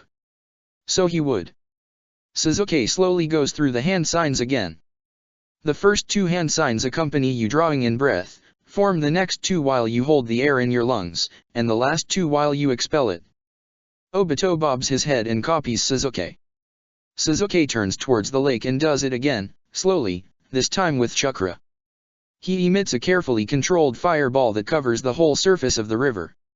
At this point, Suzuki has enough chakra and control that if he wanted to he could probably burn down the forest on the other side of the river. But this isn't a fight, or the time and place to show off. He turns to Obito and gestures to Obito to try it. The boy gulps a deep breath, and goes for it. Suzuki notes right away that he doesn't draw enough chakra into his lungs to coat the air, and when he releases the jutsu, it's just air with a slight amount of chakra in it. Obito scratches his head and looks at Suzuki, who just gestures for him to continue. The second time is much the same. The next few times, he gets a spark, but after all the air has left his lungs. By the 10th time, he's gotten nothing more than a tiny spark outside of his mouth. Suzuki decides to give a little hint. A lot of jutsu learning does have to be done individually, but Suzuki can still offer advice. The fire doesn't start in your mouth, it starts in your lungs. Your chakra ignites it. Obito considers for a second, then starts trying again. The 15th attempt is eventful in that Obito succeeds in burning his lips badly enough to blister and split. His eyes tear up behind his goggles immediately. He tries to hide it and goes for the 16th attempt. Suzuki interrupts with a hand, and kneels in front of Obito. For a moment he remembers coming home looking like this to his own mother, and the soft look in her eyes before she'd heal Suzuki with the basic healing jutsu, and tell him he'd get it next time. Suzuki is spending a lot of time in his head today, so he shakes it out again and takes in Obito's brave front, only slightly ruined by the quivering of his lower lip. Suzuki calls the basic healing jutsu to his hand. It's nothing powerful, nothing like Sakura or any trained medic could do, but most Jounin-leveled ninja know some sort of basic healing jutsu, to disinfect or close small wounds. He reaches up to Obito's face and puts his hand over the blisters. It won't heal them completely, but it reduces them significantly. Everyone burns themselves a couple of times. Obito starts his attempts again. By the 30th attempt, he has burnt his mouth 3 more times, singed his own shirt, and somehow managed to fall into the river twice. But he also has a tiny, correct, fireball. The kid has to be low on chakra, so Sasuke signals for him to stop. That last fireball was correct. Now you have to focus on getting it larger, more controlled. But not today. Obito opens his mouth to protest and Sasuke cuts him off. Chakra exhaustion is not a helpful training tool. The kid huffs but gives up the fight. A good call on his part. Sasuke had already proven to Obito he wasn't the kind of person who could be swayed by any sort of rhetoric, even if they were spouted by the world's most excited 9-year-old. Just as Obito is trying to explain to Sasuke how quickly he's going to finish it and be seen as an adult by the Uchiha, Sasuke suddenly feels a malevolent chakra signature nearby. He looks down at Obito. He pats the kid on the head, and then vanishes in the replacement jutsu, headed towards the chakra as quickly as possible. Maybe this will be it, his break into Danzo. Sasuke knows logically not everything that happens in the village is connected to Danzo, but at this point Sasuke is willing to fake some evidence if he has to. Sasuke crosses into the Forest of Death, which was fortunately nearby to where he and Obito were training, going after the source of the chakra. It's Orochimaru, and he looks angrier than Sasuke has ever seen him. Even angrier than when Sasuke killed him. Sasuke decides to approach. He drops down from a tree behind Orochimaru. He makes sure to flare his chakra in case the other man hadn't heard him. No use attacking him just yet. Orochimaru turns around, and throws a water jutsu at him. It doesn't feel like an intent to kill, just an outpouring of some emotion Sasuke currently does not understand. He dodges. Orochimaru throws another. Sasuke parries this one with an earth wall, which melts into mud on contact with the water. Their eyes lock, and Sasuke understands. This is not going to be talked out until Orochimaru can fight it out. Sasuke makes the sign of intent to spar. Orochimaru does not return it, but instead begins an assault. Sasuke is unbothered. He returns all of Orochimaru's jutsu one for one, taking the full brunt of Orochimaru's rage. Sasuke doesn't make any moves to get the upper hand. This isn't a spar that needs to be won, just endured. A full-out battle between two Sunin isn't anything to scoff at. Trees splinter and explode under the force of jutsu, under a blast of chakra as they push off the trees around them and take their fight from the ground to the air. The earth quakes and splits as they make it back towards the ground, earth jutsu colliding with lightning as they crater the area around them. The sand in the soil under their feet turns to glass at the heat of their flames, and shatters at the rush of the freezing water. Eventually, once the area of forest they were fighting in has become less of a forest and more of a small clearing, they move to hand. Orochimaru, who is normally smooth and controlled in his strikes, is nothing like that now. His strikes are liquid lightning, flowing and deadly fast, each poisonous and lethal. Sasuke returns the fluid motions with his own quick and blunt style. It's a delicate, dangerous dance, and Sasuke is the only one of them who is in control. If he makes even the slightest mistake, Orochimaru will kill him. As blows are exchanged, and fires burn around them, it's still obvious to Sasuke that Orochimaru isn't trying to kill him. But whatever is going on, it's upsetting Orochimaru more than anything Sasuke has ever seen in his previous life. He dodges, blocks and weaves, sweat making his clothes stick uncomfortably to his back. After a while, the chakra toll of all the jutsu they've unleashed starts to catch up to them, and they slow, and finally, Orochimaru stops. Sasuke spares a brief look around. All the trees around them in a dozen-yard radius aren't toppled, they've exploded, and there's nothing at all left of them. There are sharp spikes of glass speared up through the earth where sand and earth had been hit by fire, and the ground underneath them is cracked, and smooth from melting together. It looks like a bomb went off. Sasuke wonders not for the first time who fixes these training grounds after they get destroyed like this. He turns his attention back to the Sunin in front of him, who's breathing hard, and still looks upset. More than that, he looks Suzuki can hardly believe it. His eyes may be tricking him, but it truly looks like Orochimaru might be close to tears. He approaches carefully. "Do you mind if I ask what happened?" Orochimaru closes his face off immediately, and opens his mouth to hiss something at Suzuki, but nothing comes out. Suzuki knows it's not emotion because Orochimaru physically chokes on whatever he was going to say. Suzuki is so far beyond alarmed at this point he doesn't even know what to call it. Orochimaru closes his mouth and tries again. Suffice it to say, trust is not something a shinobi should ever give. Suzuki wonders if he did something, then dismisses it. If Orochimaru really felt betrayed by something Suzuki did, he would have gone for the kill. Nothing in that spar told Suzuki that Orochimaru's distress was aimed at him. He looks like a wounded animal. Suzuki is going to have to be so careful. Who brought this on? Orochimaru looks like he might choke again, then shakes his head. Suzuki gets a creeping idea, but no way. It would blow Suzuki's whole view of how the past went down. If his senses, on all alarm, are accurate, this could change everything. But even the trees in Konoha have ears. Can we go somewhere private? Suzuki motions his head towards the trees around him. Orochimaru eyes him warily, but nods. Suzuki points to his Rinnegan, shifting his hair so that it is visible. Orochimaru's eyes narrow, but he doesn't make any move to fight it. Suzuki activates it and pulls them both into his pocket dimension. It's different than future Obito's Kamui dimension, but the concept is the same. Orochimaru's eyes open wide, looking around the barren place that looks nothing like something that could be found on the planet. Suzuki knows he needs to at least briefly explain this before asking his questions. The eye, it gives me the power to access this pocket dimension, but it costs quite a bit of chakra. It's not on our plane of reality, as far as I can tell. I brought us here so we could be truly alone. Orochimaru looks like he wants to ask about a few thousand questions himself, but his face shudders again, and he slouches slightly. Suzuki asks his question. Is it privacy or inability to tell me who brought this on? Orochimaru's face is cold. Inability. Suzuki considers. Can you show me? Orochimaru looks taken aback.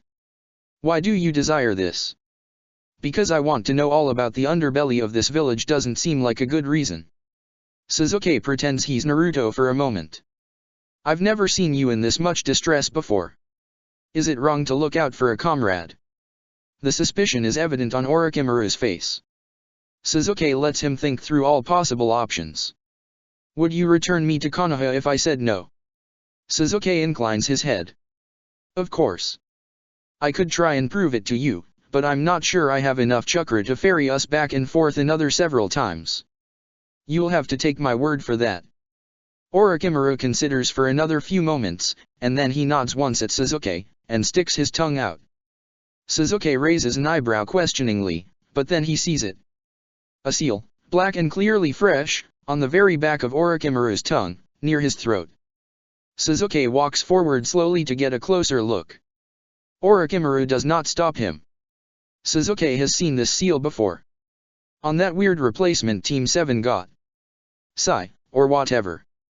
It was no longer active when Suzuki met him due to Suzuki having killed the person who placed the seal. Suzuki hisses. Danzo. This changes everything. Was Orochimaru only sealed in this timeline, or had the evil, terrifying Orochimaru Suzuki had met in the future also been sealed by Danzo? Sai had said that the seal could be used to enforce Danzo's will. How much of Orochimaru was actually Orochimaru when Suzuki met him? How much was left over from Danzo? His head is swimming. Did Jiraiya never come back to the village to check on his teammate? The man was a seal master, surely he could have helped. Did Orochimaru hide it from him? Or had Orochimaru wanted it in the future, but something had changed this time? Orochimaru looks absolutely shocked as he closes his mouth, probably that Suzuki guessed on the first try. Don't try and confirm it, I don't think that seal will let you. Orochimaru is now Suzuki's ticket to taking Danzo down. If he can figure out how to remove that seal, he can probably convince Orochimaru to throw Danzo under the bus, especially taking into account how upset Orochimaru seems by this turn of events. Why did it have to be seals, though? Suzuki is terrible with seals, and always has been. But Minato isn't. Suzuki comes up with a plan. Orochimaru, I'm no good with seals myself, but if I asked someone I trusted absolutely to help me, and we were able to get the seal off, would you let me? Orochimaru takes very little time to consider this, and Suzuki guesses he'd thought this far ahead when he allowed Suzuki to see the seal in the first place. I would. What would you want in return? The Sunin is too transactional to believe Suzuki would do this out of the goodness of his heart. Suzuki understands, he feels the same more often than not. Your information on Chimera, so I can send that old bastard to the hell he belongs to. Orochimaru's eyes narrow again. Suzuki is going to have to come up with a reason to hate Danzo. But what to pick? There's so many good reasons. He killed my family and I can't prove it. Orochimaru waits, and Suzuki realizes he wants to see what Suzuki's friend, which he's more than likely guessed is Minato, will get out of it. People like Minato would do this kind of thing just because they think it's the right thing to do. But, if Minato helps me with this, I'm going to endorse him for Hokage. This could be the make or break moment. Suzuki knows that Orochimaru wants to become Hokage himself. If Orochimaru doesn't realize that being manipulated by Danzo is going to take him out of the running already, this whole thing might be over before it begins. He'll just have to hope Orochimaru realizes that Hokage is already out of the picture for him. I agree to your terms. The Sunin's gaze softens. Suzuki is sure he doesn't imagine the quiet thank you when he warps them back to the Forest of Death. Now to tell Minato. Chapter 10. Suzuki had known sealing was a difficult shinobi art, but until he'd asked Minato about removing Danzo's seal on Orochimaru, he hadn't known just how difficult. It had been nearly 4 years since the initial request. Since then, a lot of things had changed. The Third Great Shinobi War had become official, and had been raging the last 3 years. To prevent Orochimaru from being too influenced by Danzo, Suzuki and Orochimaru had formed an official 2-man squad, and Suzuki quickly got his name in the bingo book with a flea on sight order, one of only 3 in the Leaf, alongside Orochimaru and Minato. Kakashi was training hard for his Jounin exams, which he was hoping to take in the next few months. His relationship with Suzuki had improved greatly. Neither one of them were big on talking, but they were much more like family than friends at this point. Kakashi still brought over Guy as often as possible, and they begged Suzuki to spar them as a pair frequently. Suzuki had eventually gotten used to Guy, but he was still by far the weirdest kid Suzuki ever met, in any lifetime. Obito and Rin had both made Chunin, and were working hard alongside Kakashi. Obito no longer had to beg Suzuki for training, because they'd worked out a schedule so that the training was consistent. Obito was now, in Suzuki's opinion, an incredibly competent fighter for still being only 13 years old. Rin had turned into quite the medic, and she had asked Minato to help her focus her taijutsu. They made a scarily competent 4-man squad, and the missions team Minato was starting to be given reflected it. It gave Suzuki a little bit of a heart attack each time. Suzuki had no idea what the missions were when they had perished in the future, so every time he saw Kakashi off at the gate, he wondered if that was the mission for one of them. Suzuki had officially met Kushina, and as much as Minato looked like Naruto, Kushina acted like it. She was brash, and emotional, and kind. She was also a taijutsu powerhouse. Once she'd learned Suzuki didn't mind fighting with her, even knowing she was a Jinchuriki, she regularly made it her mission to beat Suzuki into the ground. She hadn't quite managed it yet. Suzuki was far too well versed in fighting Naruto, but sparring with Kushina kept him on his toes in a very different way than sparring with Orochimaru did.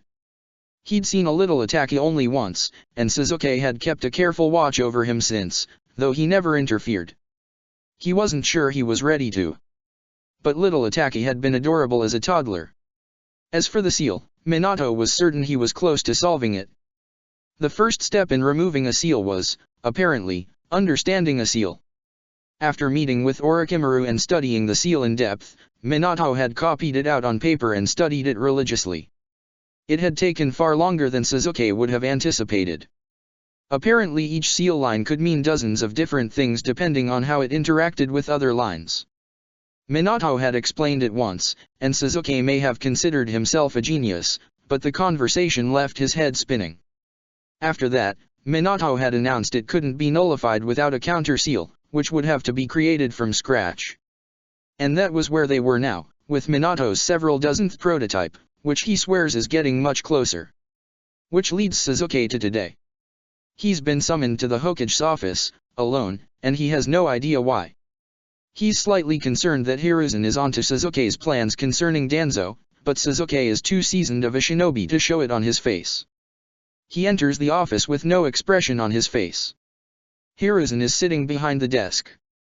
The war has aged him, and he looks tired, more than anything else. The old man's face is serious as he regards Sasuke, with a pipe in hand. The door closes behind Sasuke, and he awaits orders. He doesn't have to wait long. Sasuke, you've done very well as a shinobi of the leaf these last few years. Your strong partnership with Orochimaru has been a benefit to the village, and a credit to your skill. Don't think, however, your other activities have gone unnoticed. Hiruzen taps his pipe, releasing some of the ashes, and refilling it before he replaces it in his mouth. Sasuke does not twitch, or make any expression whatsoever. Sir. Hiruzen cracks a smile, and instead of making Sasuke relax, it increases his anxiety immensely.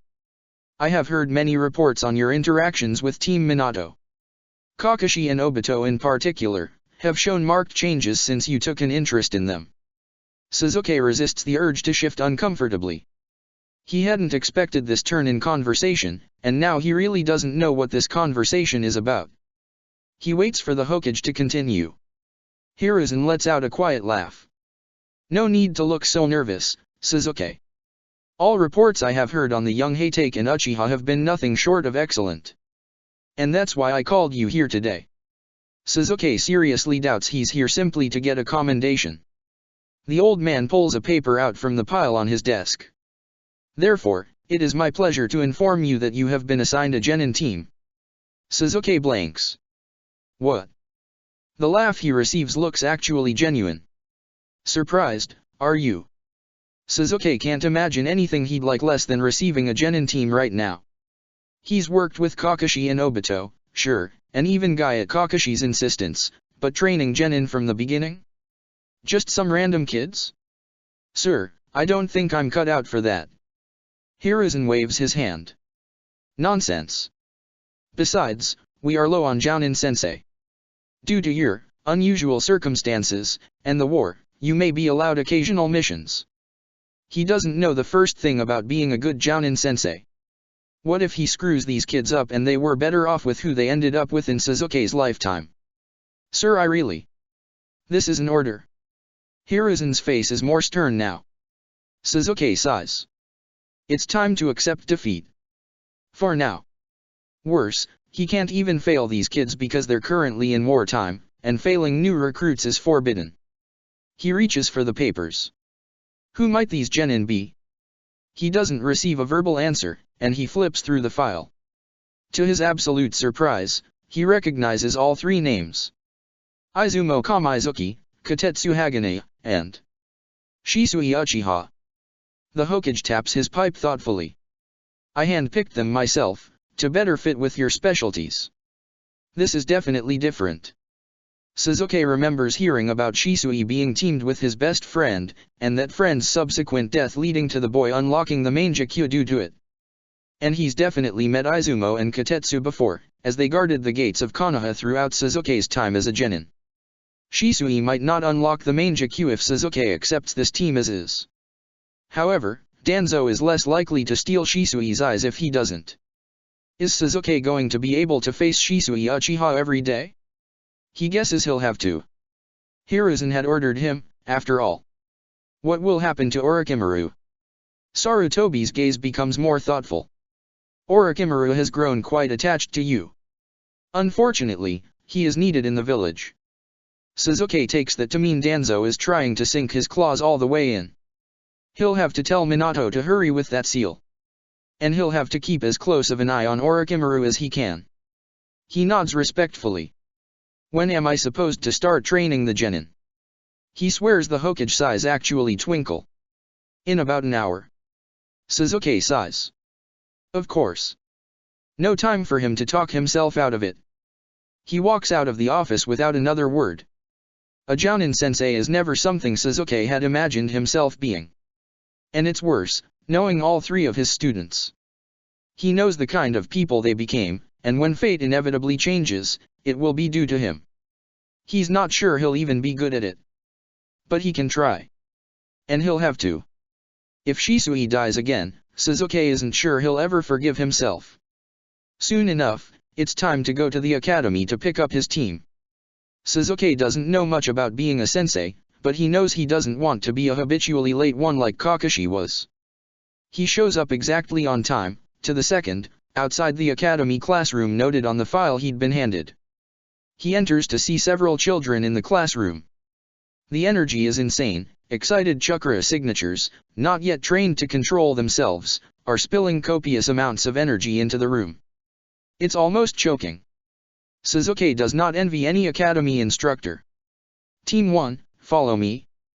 Shisui, who is sitting with a boy who must be his best friend, stands and walks towards Sasuke, all smiles. Izumo and Kotetsu rise together, already a pair, and run over grinning. They're so young. In wartime, the graduation age is so much younger. There isn't a child in this classroom over the age of 8. His team is even younger. For lack of a better place, Sasuke walks them all the way to a training field, far enough from the academy that he assumes other new Jounin sensei won't use, but basic enough his new team won't die just being on it. It's a forested area, and Sasuke finds a space large enough to seat all 4 of them on the ground, and leads them by sitting first. His team follows. They'd been chattering quietly together the entire way. Sasuke had simply pretended not to hear them. They seat themselves quickly. Sasuke clears his throat slightly and starts. I'm your Jounin sensei, Sasuke. Tell me your name, strengths, and goals for the future. He thinks of Kakashi asking about their hobbies. Should Sasuke ask about their hobbies? He decides he doesn't particularly care at this moment. Kotetsu starts. I'm Kotetsu. I'm good at it. Well, I don't know if I'm good at anything yet. My goal is to be the best with weapons. They don't go over weapons in the academy, except for shuriken and kunao. Unless you come from a clan, and Sasuke is pretty sure neither Kotetsu or Izumo do. Sasuke nods. Izumo follows him quickly. I'm Izumo, and I'm pretty okay at everything, I guess. My goal is to be the best with weapons, with Kotetsu. Sasuke wonders why they settled on weapons if they've never used them before. That's a question for later. Shisui goes last. He's smiling, but his words are serious. I'm Shisui Uchiha. I'm good with ninjutsu. My goal for the future is to be strong enough to protect my clan and the village. It doesn't escape Sasuke's notice that Shisui alone mentions his last name. It also interests him that at such a young age, Shisui already desires to protect the village and the Uchiha, instead of focusing on his own glory. The kids all look at him expectantly. He bites back a sigh. It's probably not a good plan to show frustration to his new genin. It's not their fault he's their sensei, and he finds himself not wanting to wipe the excitement off of their faces. They're still innocent, in a way Sasuke wasn't, even at their age. He finds himself wanting to protect them. He's gone soft in all these years. Naruto would laugh at him forever if he knew what Sasuke was doing right now. Sasuke wishes he could tell him. He clears his mind. He can't let the past cloud the present, or he'll certainly fail the young genin in front of him. As I said earlier, I'm Sasuke. I'm considered an expert in ninjutsu and kenjutsu. My goals for the future. Well, right now I suppose it's that you all survive to make Chunin. They all nod and then sit quietly. Sasuke suddenly realizes in horror that, as the sensei, it is his responsibility to lead conversations now. As well as training. He wonders if it's too late to quit. They're all just sitting waiting for Sasuke to tell them what to do. Sasuke hates leading conversations. He casts through his memories of anyone who could have done this. He could try and act like Minato, but that man practically explodes with sunshine every single day and Sasuke thinks he might actually die if he tried it. Of course. Sakura. What would Sakura do? Of all of Team 7, she probably would have ended up the best sensei. Sakura probably would give an in-depth explanation and then started testing them out. He takes a deep breath. Normally, we test new genin, and if they aren't up to the task, we send them back to the academy. As we are currently in a war, you don't get that luxury. If you aren't up to the challenge, you will probably die. It's my job to try and make sure that doesn't happen. So, I'll be pushing you all to your limits every single day. For now, I'd like to test you all, and see your skill set for myself. Do you have any questions? Shisui nods. Yes. Are you an Uchiha? You look just like one.